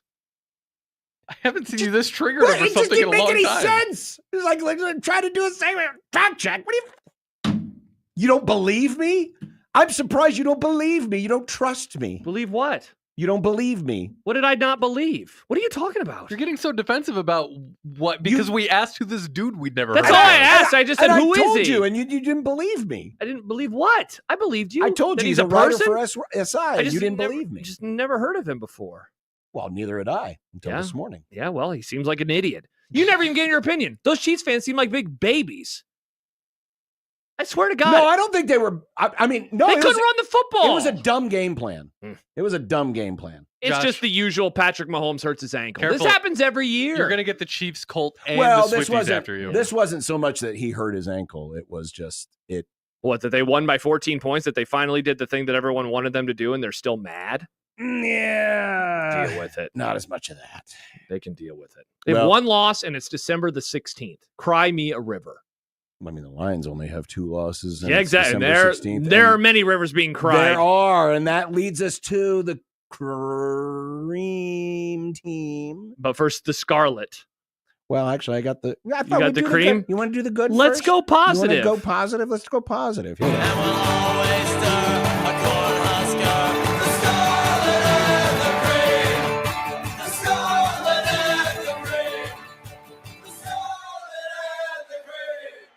Congratulations, Washington. They are a 9-win team this deep in the season for the first time in 32 years. Wow. 32 years. I mean, they made the playoffs a few times in the last 32 years, but they had never had a record this good, this deep in the season. Even with RG3 that one year. Strange. Now, granted, some wild circumstances allowed that to happen. Well, didn't allow that to happen. It almost didn't happen, that we will talk about in the Scarlet. But give it up for Washington. Congrats. Even though they don't look as good as they looked in the first 9 No, they games. do not, but they're still winning games. But they're still winning, and they are this close to clinching a spot in the NFC playoffs. Basically, the wild cards are all but sealed up. I think Washington just needs to win one more or get something else. They got to go 1-2. And that's it. And it's done. Wow. In the wild card. So that's Washington's on the cream team. Congrats to Washington. Yes. I'll be rooting against them in the playoffs. My next item, Jalen Hurts and A.J. Brown. Last week, some people in the fake news media were bringing up, they don't like each other. Oh, wait, no, that was a teammate that said they didn't like each other. Well, yesterday, after 2 weeks of not seeing much of any Eagle passing game, they threw the ball. Mm-hmm. They actually threw it a lot. 270 passing yards, as a matter of fact, which is more than in the previous 2 games combined. And A.J. Brown was targeted a season high 10 times. It was so much so that when Jalen Hurts walked into the press conference after the game, he said, "So that's what you all wanted to see, huh?" No, it was actually what AJ wanted to see. Should have said that to his face. Well, not the media's face. Just kind of talking to everybody there. Interesting. But they looked like they liked each other yesterday. It was one of those obvious game plans of like, oh yeah, they're going to target him a lot. Yeah. Sure enough, he had like 4 or 5 targets in the first drive or 2. Next, Mike Evans. Oh, he had a game. Mike Evans. He lit the chart on fire. He needed 410 yards as of yesterday because he's got a streak of 1,000-yard seasons. Never not had a 1,000-yard season. Mm-hmm.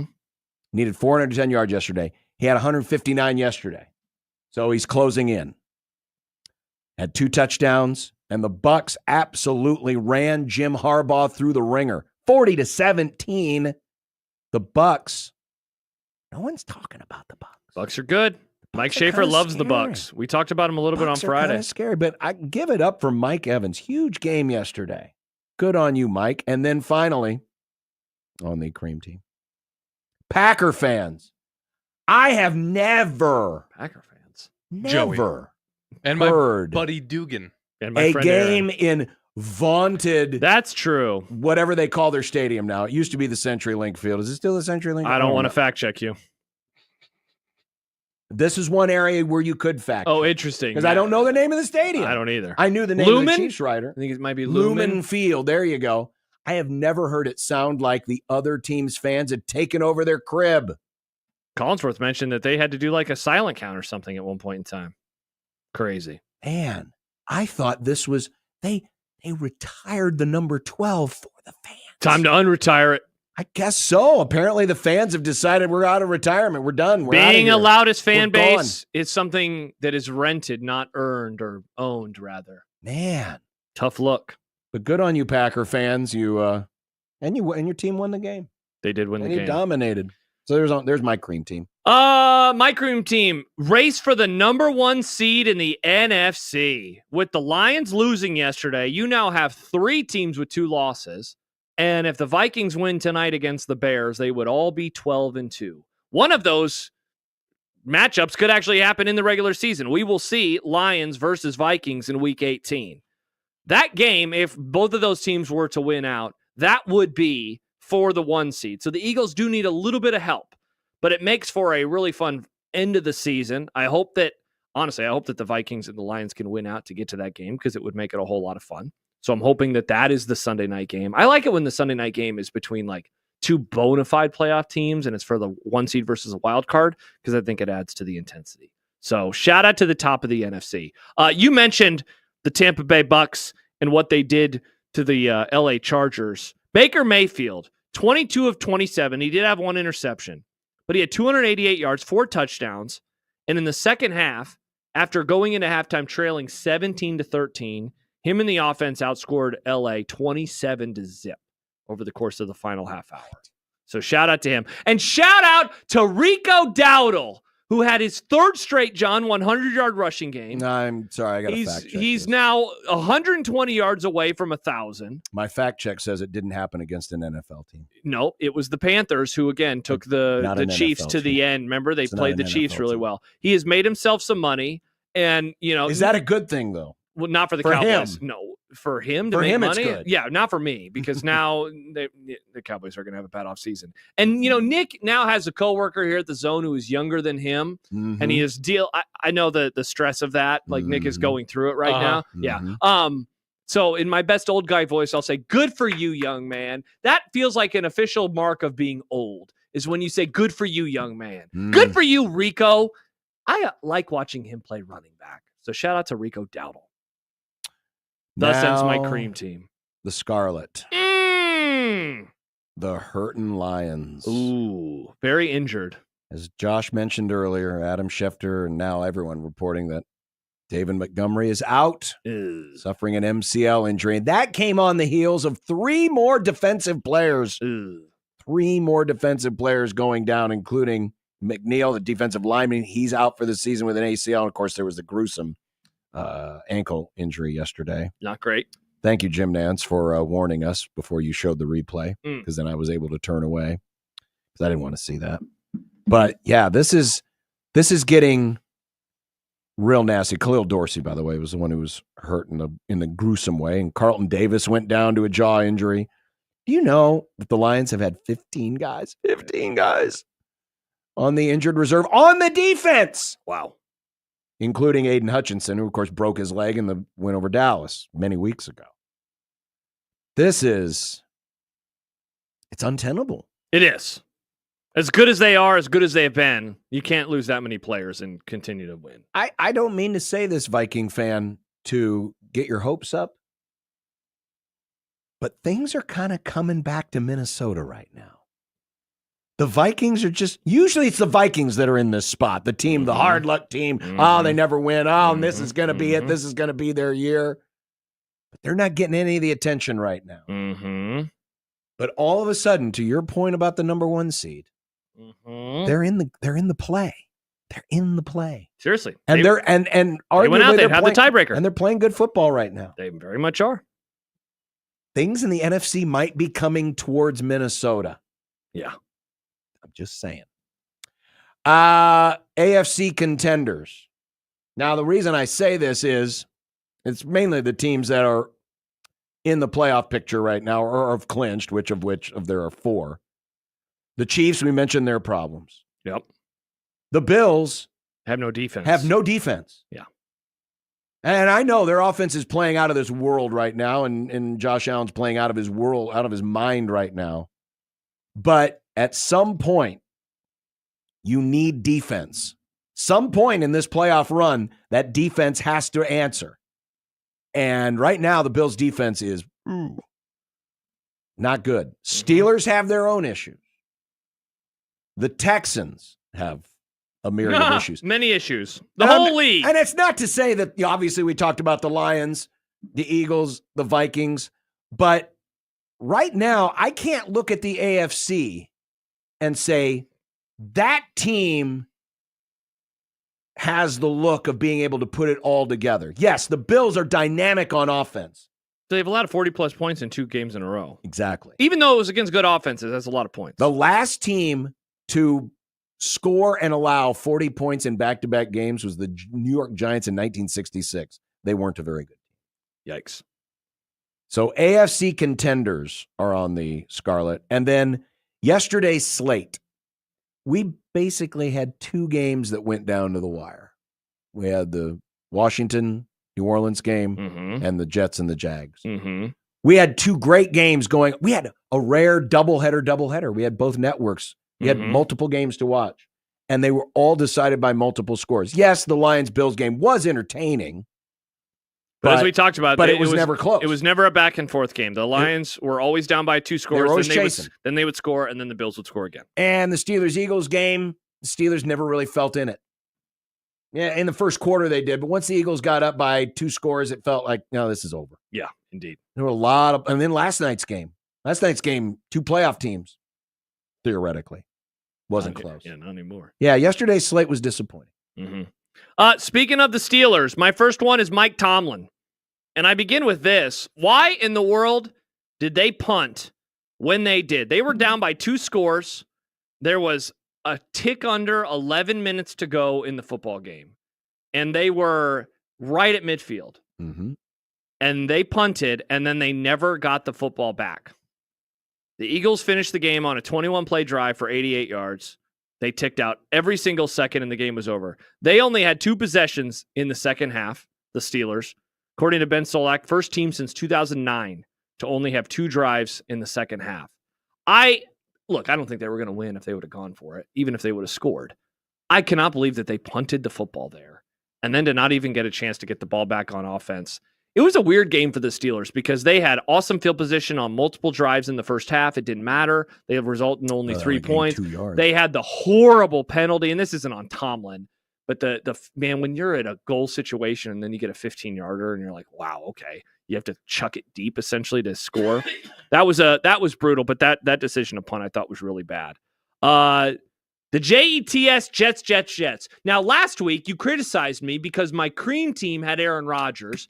First 300-yard football game. Yeah, you're using the cream team, and again, you're using the cream team for sarcasm. Yeah, and so now, this is not sarcasm, but... I mean, they won. Yeah, so, did you see this? Did you hear about this? Yeah, they won. According to... I have more. This more is not, sarcasm. Yeah, no, not sarcasm. Diana Rossini reported that about 2 weeks ago, the New York Jets were informed that there was interest in their organization from Bill Belichick, John's favorite college football coach of all time. Bill Belichick was supposedly interested in the Jets. As she writes, a very small circle of people in the Jets building were made aware of his interest, though I was told no meeting or formal conversation ever happened because the UNC opportunity popped up. They could have had the GOAT, your GOAT, Bill Belichick. Oh, I don't believe it. You don't believe this. You're fact-checking Diana Rossini. He hates Woody Johnson. He hates the Jets. Maybe he loves them now. Woody Johnson's a really funny name. It is a very funny name, Nick. This fact check, correct. This doesn't seem right. Interesting. He hates the Jets. I'm putting him on the Scarlet because if you could have had Bill Belichick and you didn't even have a meeting, you can't have a meeting to gauge the interest. You don't want to gauge? We love gauging. The Gauge Boys. What if we took the Jets out of this and it was the Cowboys? How would you have reacted? If he was interested in them? Yeah. I would have said you should take a meeting. I mean, he's the Bill Belichick. I don't want him to be the head coach, but you got to take a meeting. Well, if you don't want him, they don't have a head coach right meeting. now, though. They have a pretend coach right now. They have the bearded man. He's not pretend. He's real. He's he'll only be their coach for like 3 more weeks. Fact check. He's alive. He's a breathing. All right, he's you're got right. blood Fact coursing check. through his veins. There is blood. There is indeed blood. You know, blood is blue. Blood is blue. That's a myth. What? Yep. That's not true. Look. Fact check. No. Fact you fact check. Okay. I got to read you the other He's member got of to the read Scarlet. the other Scarlet. Clock operators. John, we have video for this. What in the world happened at the end of the game in New Orleans? I'm so happy because we had this on the quad box and the volume wasn't on that game. And I didn't know about this. Okay. And so I'm watching and I'm like, it looks like the clock is stopped there at 9 seconds. Sure enough, so if you missed it, with no timeouts left, Spencer Rattler, who is the quarterback for the Saints, he threw it to Foster Moreau, who was tackled at the 1-yard line. 9 seconds remaining. Inbounds, no timeouts.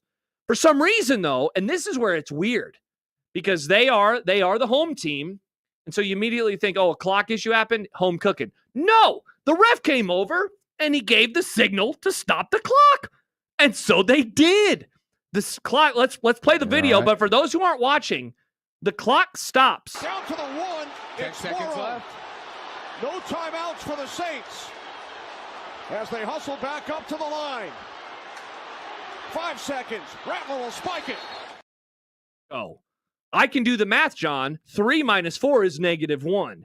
They should not have had a chance. And then, look, this is not a gambling segment, but that changed who covered, and then they almost won the game. The NFL is very, very lucky. Like, I know that this screwed up a lot of gambling people, but at the very least, it didn't decide the victor on the field. I don't understand how that happened. Well, there was a statement put out because remember, referees don't have to answer to anybody, except for one pool reporter. They send the Chick and Nick robot in. Nice. Beep boop, beep boop. And here's the interview from the pool reporter with Sean Hockley, who was the referee in charge of the game. Mm-hmm. Question. At the end of the game, it was the third to last play. The Saints completed a pass short of the goal line, and the clock kept running. And it appeared that the clock stopped at 9 seconds. I was wondering if you had an explanation for the stoppage. Hockley. The covering official mistakenly stopped the clock in that situation. The clock should not have stopped. Yeah. Question. Was there any consideration of reviewing the stoppage? Was there anything you could have done after the fact? No. Hockley, no. It's not a situation that is reviewable. Question. When were you aware of the mistake? Hockley, that's all I have for you, Luke. The covering official mistakenly stopped the clock at 9 seconds, and it's not reviewable. Yeah, it's because they ran another play, so they couldn't. That's all I have for you? Yeah, bad answers. Very bad answers.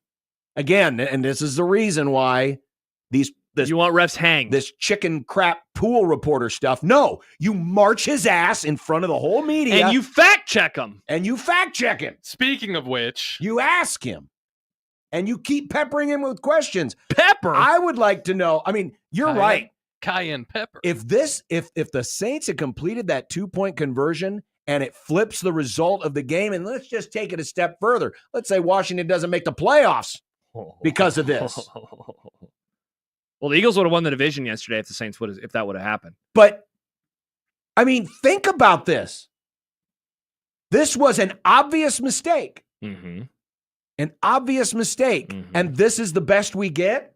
Not great. There needs to be, the NFL needs to come in, and this is where they need to say, hey, these guys screwed up, and guess what? We're going to have some fines and we're going to have some suspensions. This is unacceptable. Yes, people can make mistakes, but this is unacceptable. And then to give this, that's all I got for you. Really? Michael Severe's chimed in. I'm sure he has. They would have gone faster and they would have gotten it spiked. 9 seconds is plenty of time to get to the line and spike it. Maybe, probably, but that's not the point. Yeah, the point is they stopped the clock when they should not have. Yeah, I don't understand that. They stopped the clock when they should not have. Levi in Colorado says, I just realized you're using the Star Trek Red Alert image with the Star Wars Red Alert sound. Fact check.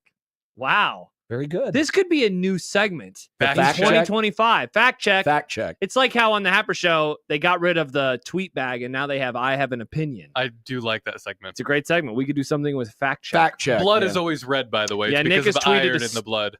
Stupid link at It us. looks blue to you because your eyes can perceive the blue better than the red. That doesn't make any sense. That's science. I'm That's colorblind, literally Nick. science. I don't understand. I'm colorblind. Fact check. Here's my question. Yeah. We have the, what do they call it? The initiated review, the special review. Expedited review. Thank you. Yeah. Last week, they acknowledged, yeah, we should probably do that for face masks. Yeah. I think we should probably have the same thing for the clock. Well, okay, so the only issue, because I'll actually hear you out on this, and it's not a bad opinion. The problem is that you run a play, and then you retroactively go change a different play. And I do feel like that's a slippery slope. That you go back and fix a different thing that happened before. Well, no, but the point should be at least, or maybe this isn't the expedited review, but maybe this is the Sky official. Remember they talked about doing a Sky official at one point, a guy who sat up in the booth and kind of helped with spotting and all. Sure. I mean, to have another person who is up there saying, as the clock has been stopped. Yeah. Guys, we got a clock issue. We got to stop. We got a clock issue. Clock stop. But then what would they have done? They would have actually literally stopped the clock, and then they would have figured it out. And then I guess they would maybe do a 10-second runoff, and the game is over. That would have gone over very well with the gumbo munchers. I'm sure they would have very much appreciated Well, that. I'm sure, as we all know, Saints fans reacted very well when they were on the receiving end of a bad thing. I'm guessing Saints fans are now going to boycott future Saints games because this happened. Maybe they will. And that will force the NFL's hand to make a rule change like they did with the silly, pass interference replay rule. Remember that and how well that worked? It worked great, John. Yeah. Adam texts in, I don't know why John and others go so hard at refs. It's a hard job and they make mistakes. Take it out on the NCAA or the NFL. They need to spend more money having more people monitoring the games from headquarters and paging the refs when a mistake is made. Quit putting it solely on the refs. The organizations need to take some ownership and devote more resources. Fact check. Why are people so hard on pilots? They have a hard job. So what if a plane goes down? There's a lot going on. Didn't I just say that? They need to have more people do that? Everyone's fact checking everyone these days. But here's the trade back. Officials aren't publicly accountable. They John don't wants have press to answer. conferences. I mean, yeah. Give us press conferences. But I not only want that, but I want to see grading, and I want to see whips. I want to see the. It's what John wants. I didn't say that. Oh, I said I want that weird thing where you had to put your head and your hands through. You want that? Fact check. You also didn't say it. Put him in one of those things. What are those called? Well, it would keep him from throwing flags all the time. Anytime Gallows someone breathes on Josh Allen. Hey, that was a really rough hit. You can't do that. He's a newly engaged man, John. He's a football player who was outside of the tackle box, and he was a runner. He's the best player in the NFL this year. No, I want accountability. That's all. Okay. Again, put him in the thing. What is it called, Nick? Fact check. I don't even know what to Google to. Yeah, John, what would you Google? I said, what's the wooden plank thing? But clearly that's not going to get me anywhere. Where you put your head and hands in. All right, we're going to figure this out. Thing that you put your head and pillory. Hands in a coat. There we go. Pillory is a device made of a wooden or metal framework erected on a post, with holes for securing the head and hands, used during the medieval and Renaissance period for punishment by public humiliation and often further physical abuse. They've also got one at Vala's for funsies. Ouch. Dude, that would suck. That is not something that I would want. You get pocket tomatoes thrown at your face. Yeah, I wouldn't want that. Definitely wouldn't Well, want that. Mr. Referee, here's your punishment for screwing up the clock. You get to stand in pillory. Ouch. For an Sorry, entire Hockley. game. Hey, at least he has those big muscles. He sounds Well, like it wasn't a Hockley. Greek It was myth. he said it was the other. Oh, it was the other official. guy. Oh, he It was blamed the other. guy. He said, fact check, it wasn't me. Hockley sounds like the name of a main character in a Greek mythology story. Well, it's his last name, Nick. Yeah. Yeah. Well, his dad kind of was built like a Greek god. Fact check. His dad had a horrible mistake in an NFL game one time. Okay, why do I remember these stupid things? I don't know. Broncos playing the Chargers. Oh, yeah. Remember that? Yeah. And they called... Chargers, go! Can't remember who won. I think the Chargers won and the Broncos were mad. We'll ask Stibbs on Wednesday. He'll remember this play. But there was a fumble and they called it down or incomplete, and it completely cost him the game because then on the next play, whoever it was scored. Yeah, I do remember that now. I think I was in college. God. I do remember that now. Long time ago now, Nick. Interesting way you mark time. Yep. I respect that. Yeah, thank you, Nick. It's a really specific skill. You can join the VIP club and join our email group. Fact check, correct. 1620 the email. Be the first to know all the exciting content that's happening on the Zone. Just sign up today at 1620thezone.com.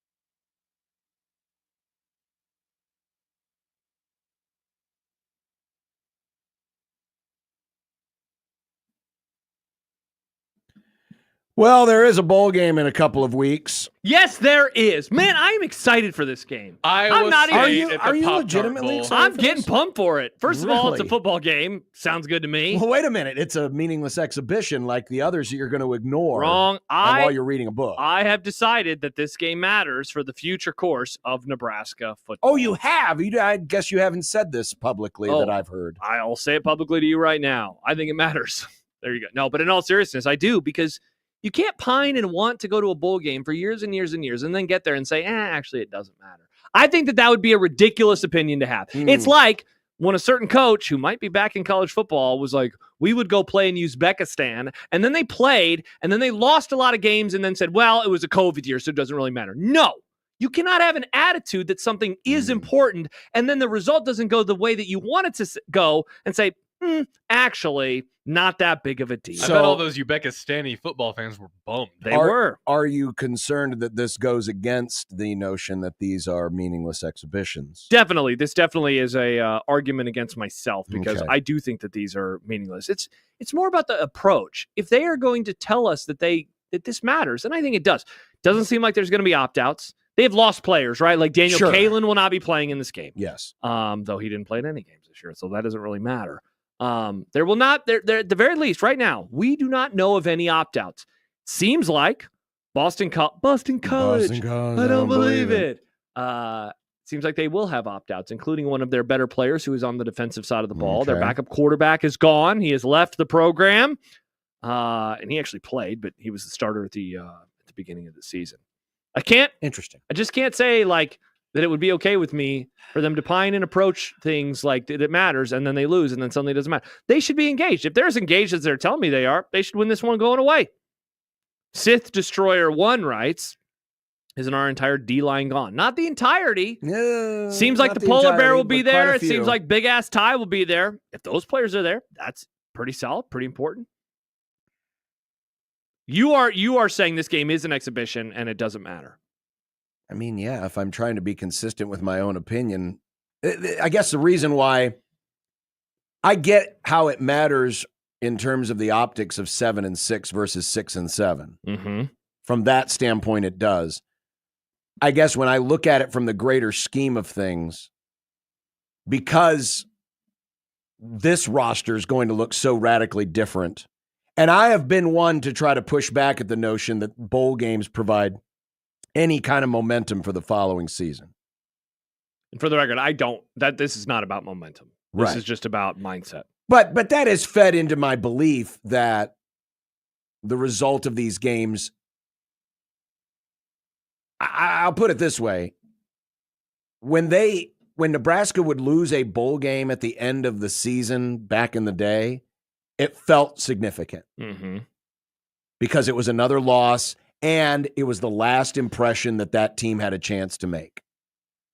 But now, in the days of the portal and everything changing so much, and this team's going to look so radically different next year, I guess in the interest of trying to be consistent, you're going to say it doesn't. I don't think it matters. And again, I understand the optics of 7-6 versus 6-7 because folks could look at that and say, well, you haven't had a winning season since 2016. And that would be true. Mm-hmm. And that would be true. So, yeah, it's tough. I understand your argument. I understand where you're coming from. But at the same time, because we have devalued these games, both as a society and as a sport. I mean, just by this is the thing that Nick Saban warned us against many years ago when we created the playoff was, well, it's making these bowl games less meaningful. And he was right. They are. Yeah, and they should be. It's not a big deal. It's okay that they don't matter like they used to. No, and so because of that, I don't want to artificially attach more value back into it. And for the if record, value has been taken away, I think it needs to remain away. Certainly, I'll watch. Certainly, we'll have opinions on it. We'll do the about Scarlet and the Cream in a couple Mondays. We'll do the overreaction. We'll do all the. You'll be on the air for I'll overreaction. be on the air for the You'll overreaction. have to have opinions. Martyr Baton John. Nice. But I'm not going to I'm not going to look into this result and say, well, that was a fitting way for this season to end, or this puts the perfect capper on this great year. Not that it was a great year, mid-year. I'm going to try to be consistent, and just watch it almost like it's a spring game. Brett in Minnesota. It's not that bad. I know. I mean, that bad. It's you better fact check. You not better that bad. you better leave the state if John's watching it like the spring game. Yeah, that's true. Yeah, because you don't watch the spring game. Well, I fast. And you're never in Nebraska for the spring. That's game. true. I will not. I'm pretty sure. I mean, just watch. I'll probably be in Boston this next year. Let's get it done. Brett in Minnesota writes, bowl game momentum is only a thing for the fans. I don't think it exists anymore. I really don't. Well, I would add this, and for some media, like if they win and they do it in a certain way, I know that our Tuesday regular at 4:50 will say momentum, and I will laugh and say no, not at all. We should talk about that with him tomorrow, because I know he is a believer in that stuff. I invite you. But I'm also so I'll say this though, I'm also intrigued because Dana Holgorsen shows up. He has 2 weeks before his first game. Offense looked a little bit better against USC, looked a lot better against Wisconsin, and then it was kind of more of the same against Iowa, right? Now he has a month. How does the offense look? That side of the ball, not a whole lot of opt-outs, not a whole lot of portal guys. Dylan's back. Dylan's healthy. But can you make a solid measurement? And we don't know yet exactly who's going to be playing for Boston College, who is. I don't believe it. But, see, I don't want to put... I understand where you're from a curiosity standpoint and how it might look. And that's what it is. This is not a value judgment on the future of the program. It's more, I want to see what it looks like. I want to see how things look. How's the offense different? How does Emmett look? But it's gonna be hard for me to look at this and attach anything looking ahead towards next year, because again, all the receivers are going to be different, most of them. Sure. A lot of other people are going to be different. Yeah, you could have said this in the past if Nebraska had a senior heavy team and graduated a lot of folks. But it seems like it means even less now, because now it's not just the seniors that are leaving. It's, it's a lot of other people that are leaving. So, and I'm not saying you're right or wrong for attaching whatever value you want to. I'm just not going to do it. Yeah, I think I can't bring myself to doing that. Maybe the thing that I am excited for more is just like, hey, get to watch him one more time. Sure. Like, that'll be nice. And it will be at New York City, which is weird. Right. And so when I say things like, I'm going to kind of look at this a little bit more like a spring game. After a spring game, you're like, did they win? Did they lose? Well, nobody won, nobody lost. Yeah. The thing that you want to get out of the game with is no injuries. Sure. The real winners were the fans. By the way, Steve Adazio, who is What's Better Than This, Guys Being Dudes, he's doing the radio call for this game, very sadly. Fact check? Who's fact that? check. What's Better Than This? Guys Being Dudes. Remember that guy? I don't know any of these people who are announcing it, though, John. Mike Monaco, Are they Kirk Chiefs Morrison, Monaco? Monaco, and Don Davenport. Who are those people? Is Mike Monaco, did he do NASCAR stuff? You're thinking of someone else, but Mike has done college baseball. Oh, he's a young man. I know 31? the name. I for sure know the name. He's younger than me. Yeah, you're thinking of oh my God, who are you thinking of? I'll think about it during the break. But no, Mike's done some college baseball. Kyle writes, the bowl win against UCLA seemed to provide some momentum for Mike Riley. I think what the bowl game that year did, it less momentum and more, it got people off his back for a tiny bit. Also, keep in mind, that was a different world back then. It was. Because back then, people were like, oh, you're opting out of a bowl game? Now we have people opting out of playoff games. Yeah, for sure. It was a different time. I mean, the way people are perceiving bowls has changed a lot in just 8 years. Money Chris writes, no one was devaluing the game when everyone said Rule had to make a bowl game this year. If it was important early, then it still needs to be important. If it's not important now, then Rule never needed to win 6 games. See, but I'm not saying it wasn't important that they hit the benchmark, right? The benchmark. But then to say that the bowl game itself, getting to 6 and ending the streak was more about the benchmark, not that they're playing in a bowl game, if that makes sense. So this is almost like extra credit on the test. Bingo. You pass the test. Who cares about this part, though? Yeah, that's a good way to look at it. This is the senioritis. I'm sorry, Mike. Chris? Matt Rule. passed the test. He got his C minus. C's get degrees. C minus. He got his C minus. Nick knows. The bowl game is I was now an AV extra student. credit. I can share And our the practices, Fact the check. extra practices are extra credit. There's more practices. There's more value in the practices than the bowl game. I'm sure the kids love extra practice. They probably do. Extra the reps. coaches love it. Would you not agree? The extra practices mean more than the bowl game itself. 100%. Yeah, it's reps. It's extra reps for younger players. There you go. This is great. Plus, Mike- it's something to do on a Saturday. Mike Massaro is the name you're thinking Thank of. you. That's a different NASCAR. NASCAR. Well, coming up next, we have content. What is in content, John? Well, Nestor Cortez got traded to the Brewers. No, it's not. There's nothing in here about Nestor Cortez. Some is there? basketball stuff, a very unfortunate looking uniform. Oh. And President B loves the Miami Hurricanes. Interesting. I didn't realize he was still doing stuff. Oh, he's doing stuff. Wow, I have no idea. Here's what this another is. tease for you to go into break. They might be able to add a third 30 for 30 on the Miami Hurricanes thanks to what President B did. All right, I'm intrigued. 1620 The Zone.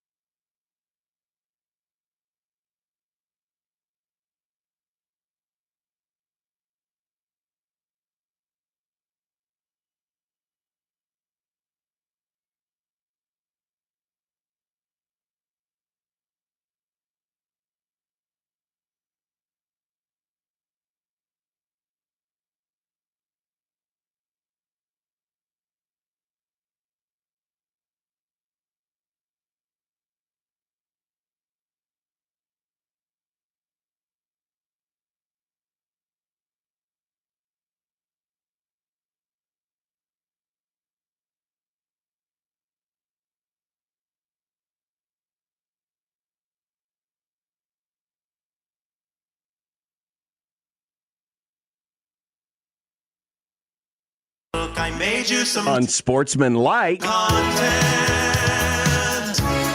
Unsportsmanlike content. Unsportsmanlike content. Content that's unsportsmanlike. All right, Nick, what do you think? What do you say? How many things will Josh fact check today? Hey, it rhymed. That rhymed. Fact check. I don't think I got content. Oh, fact check. John never sent content.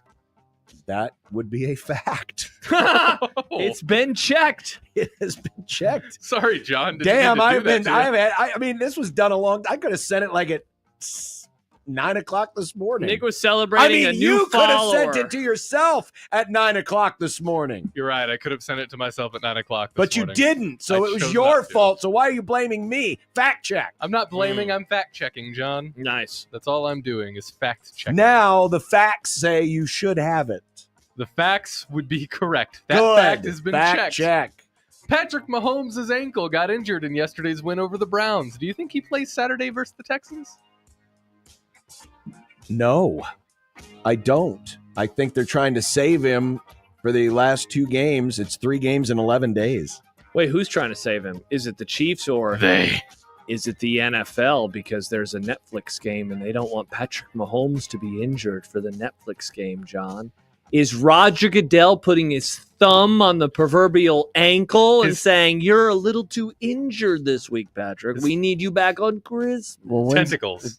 Texans game is Saturday on what? Isn't it on NBC? Yeah, but it matters more for the Netflix game. Well, if you're NBC, you're like, what about us? What Fact check. Liver? You We've been are with correct. you longer. That's true. No, he's not going to play. Crazy college football coaching carousel just got crazier with the return of Dan Mullen to the head coaching ranks. Wait, but what question is that? That wasn't in what I sent you. No, it wasn't. I mean, what you sent you. Why? What in the world just I happened? copied and I pasted. Fact check, that wasn't right. Wow, I was like, Dan Mullen. I think that was old news. Old news. Yep. Creighton's loss to Alabama Saturday was There not we the go. only SEC win. The conference went 13-1 on Saturday and continues to have 5 of the top 10 teams in the nation. John's buddy Bart's power rankings. Some folks think they'll land 12 teams in the NCAA tournament. Do you? No, 12 teams out of 18, 16. How many do they have? 18, 16? 16. 16? No. They're not getting 75% of their league in the NCAA tournament. Let's all settle down. Once these teams start playing each other, they'll beat up on each other. No. No way in hell. 2, Fact check, 4, no. 6, 8, 10. 10 are in the top 31. 13 in the top 50. Probably not, but it wouldn't surprise me because maybe the committee needs to pay back the SEC for what their other committee did to them in the playoff. What they rightfully did to them in the playoff, you mean? I They didn't made say they were great wrong. decisions, I didn't say John. They were wrong, but Interesting. Yeah, they could. SEC is really, really good this year, and Is it that good? That Alabama team, best team Creighton's played this year, easily. Wow, tough look for Kansas. Yes. Here's a topic we somehow missed last week. Oh? Maybe. NCAA President Charlie Baker is bullish on the prospect of the NCAA basketball tournaments expanding to 72 or 76 teams in the near future. Should we be bullish on Charlie Baker being an idiot? Well, it's not just Charlie; it's everybody involved. I mean, he's just the president. A lot of. Oh. Stay tuned for more commentary on presidents. So it's not the president's fault. Oh, interesting. He didn't do that. We're blaming his He cabinet. didn't, but he's probably supporting it. Yeah, this sucks. I hate this. hate It's it, dumb. It's going to ruin the week. I don't even know what the week's going to look like anymore. What is it? And like that's such a first word problem. Like, but my Thursday. But like I like that Thursday. It's nice, Nick. Isn't that Friday? What is this going to do? What's it going to make Tuesday and Wednesday? And then, of course, the stupid topic. Well, what if Nebraska gets in and they win one of these games? Is it called the first 4 anymore? Is it the first 8? What is happening? This is a terrible Society, idea. Nick, is going to hell for Yep. this reason and I this agree. reason alone. Fact check. That's Mhm. true. Klay Thompson was back in San Francisco last night, scoring 29 points and knocking down 7 of 11 from 3. His even-made buckets were among the 48 made threes combined by the Mavs and Warriors. 7, Nick. My bad. You're bad. You're bad. You're bad. It's got to be your 7 bad. made Basketball, I don't care. Wow. the most games in NBA history. Is this cool? Is this a cool stat? No, and so if you missed it, because it's basketball. 48 made threes, most in NBA history. There's an idea right now, John, where a rule would be you can only make a certain amount of threes in a game, and that they would cap it. I know it's very goofy puke, as you like to say. That's like saying you can only have so many strikeouts or so many home runs in a baseball game. I mean, this is the way the sport has been. I guess the only answer might be to move the 3-point line back. You could do that, or you could extend it so the 3-point line along the baseline isn't there. You can't shoot threes over it. It just goes into the out of bounds. Or make another line and call it the 5-point line. No, because then everyone would shoot from the 5-point line. But then it would be a 5-point spank 5-pointer. Now that would be good for you. There we go. For branding, it'd be great for John. But this is the NBA, Nick. John doesn't call NBA games. I don't. He calls college games. Oh, speaking of college basketball. But not anymore.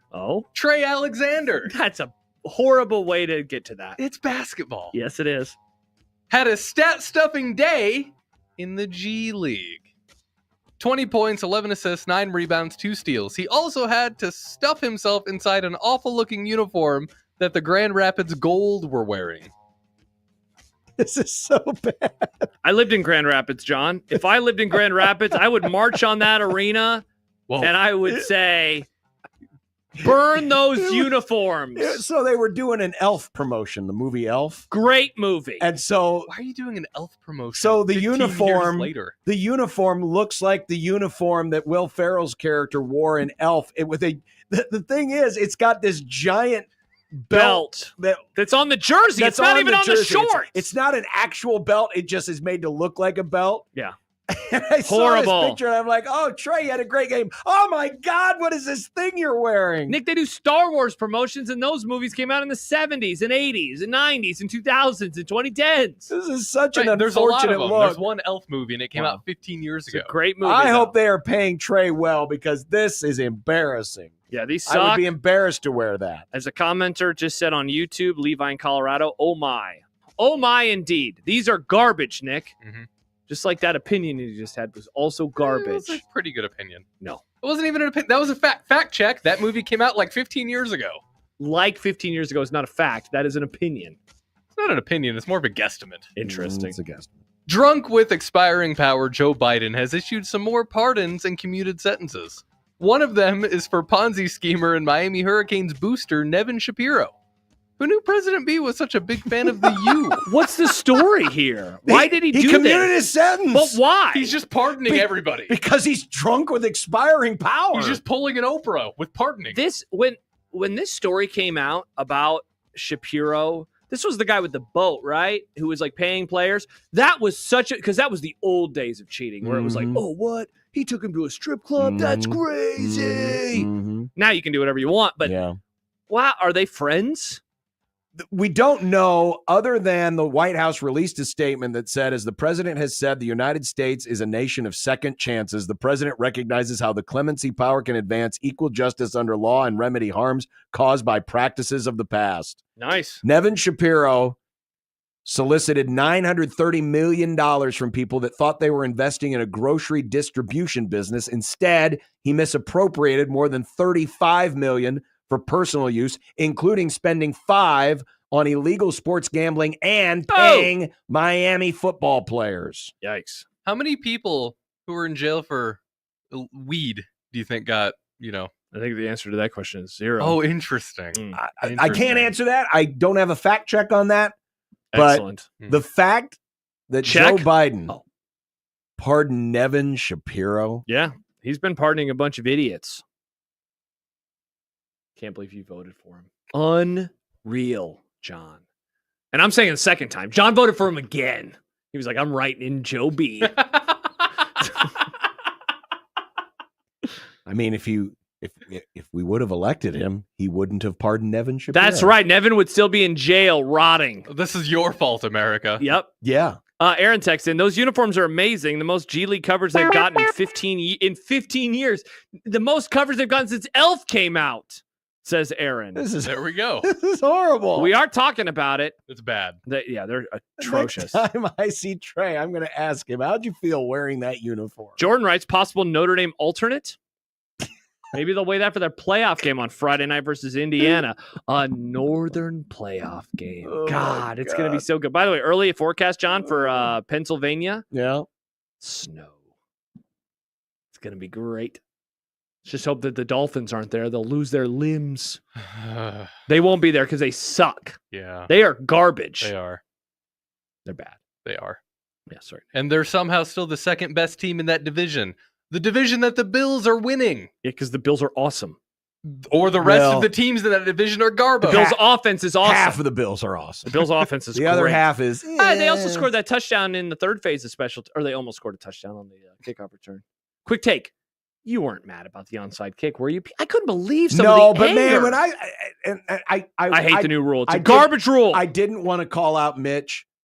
But I think Mitch tweeted something to the fact that was a worse decision than Scott Frost onside. No way. Hell no. They couldn't stop him. They had to kick it onside. Also, we did all that research about the kickoff rule in the offseason.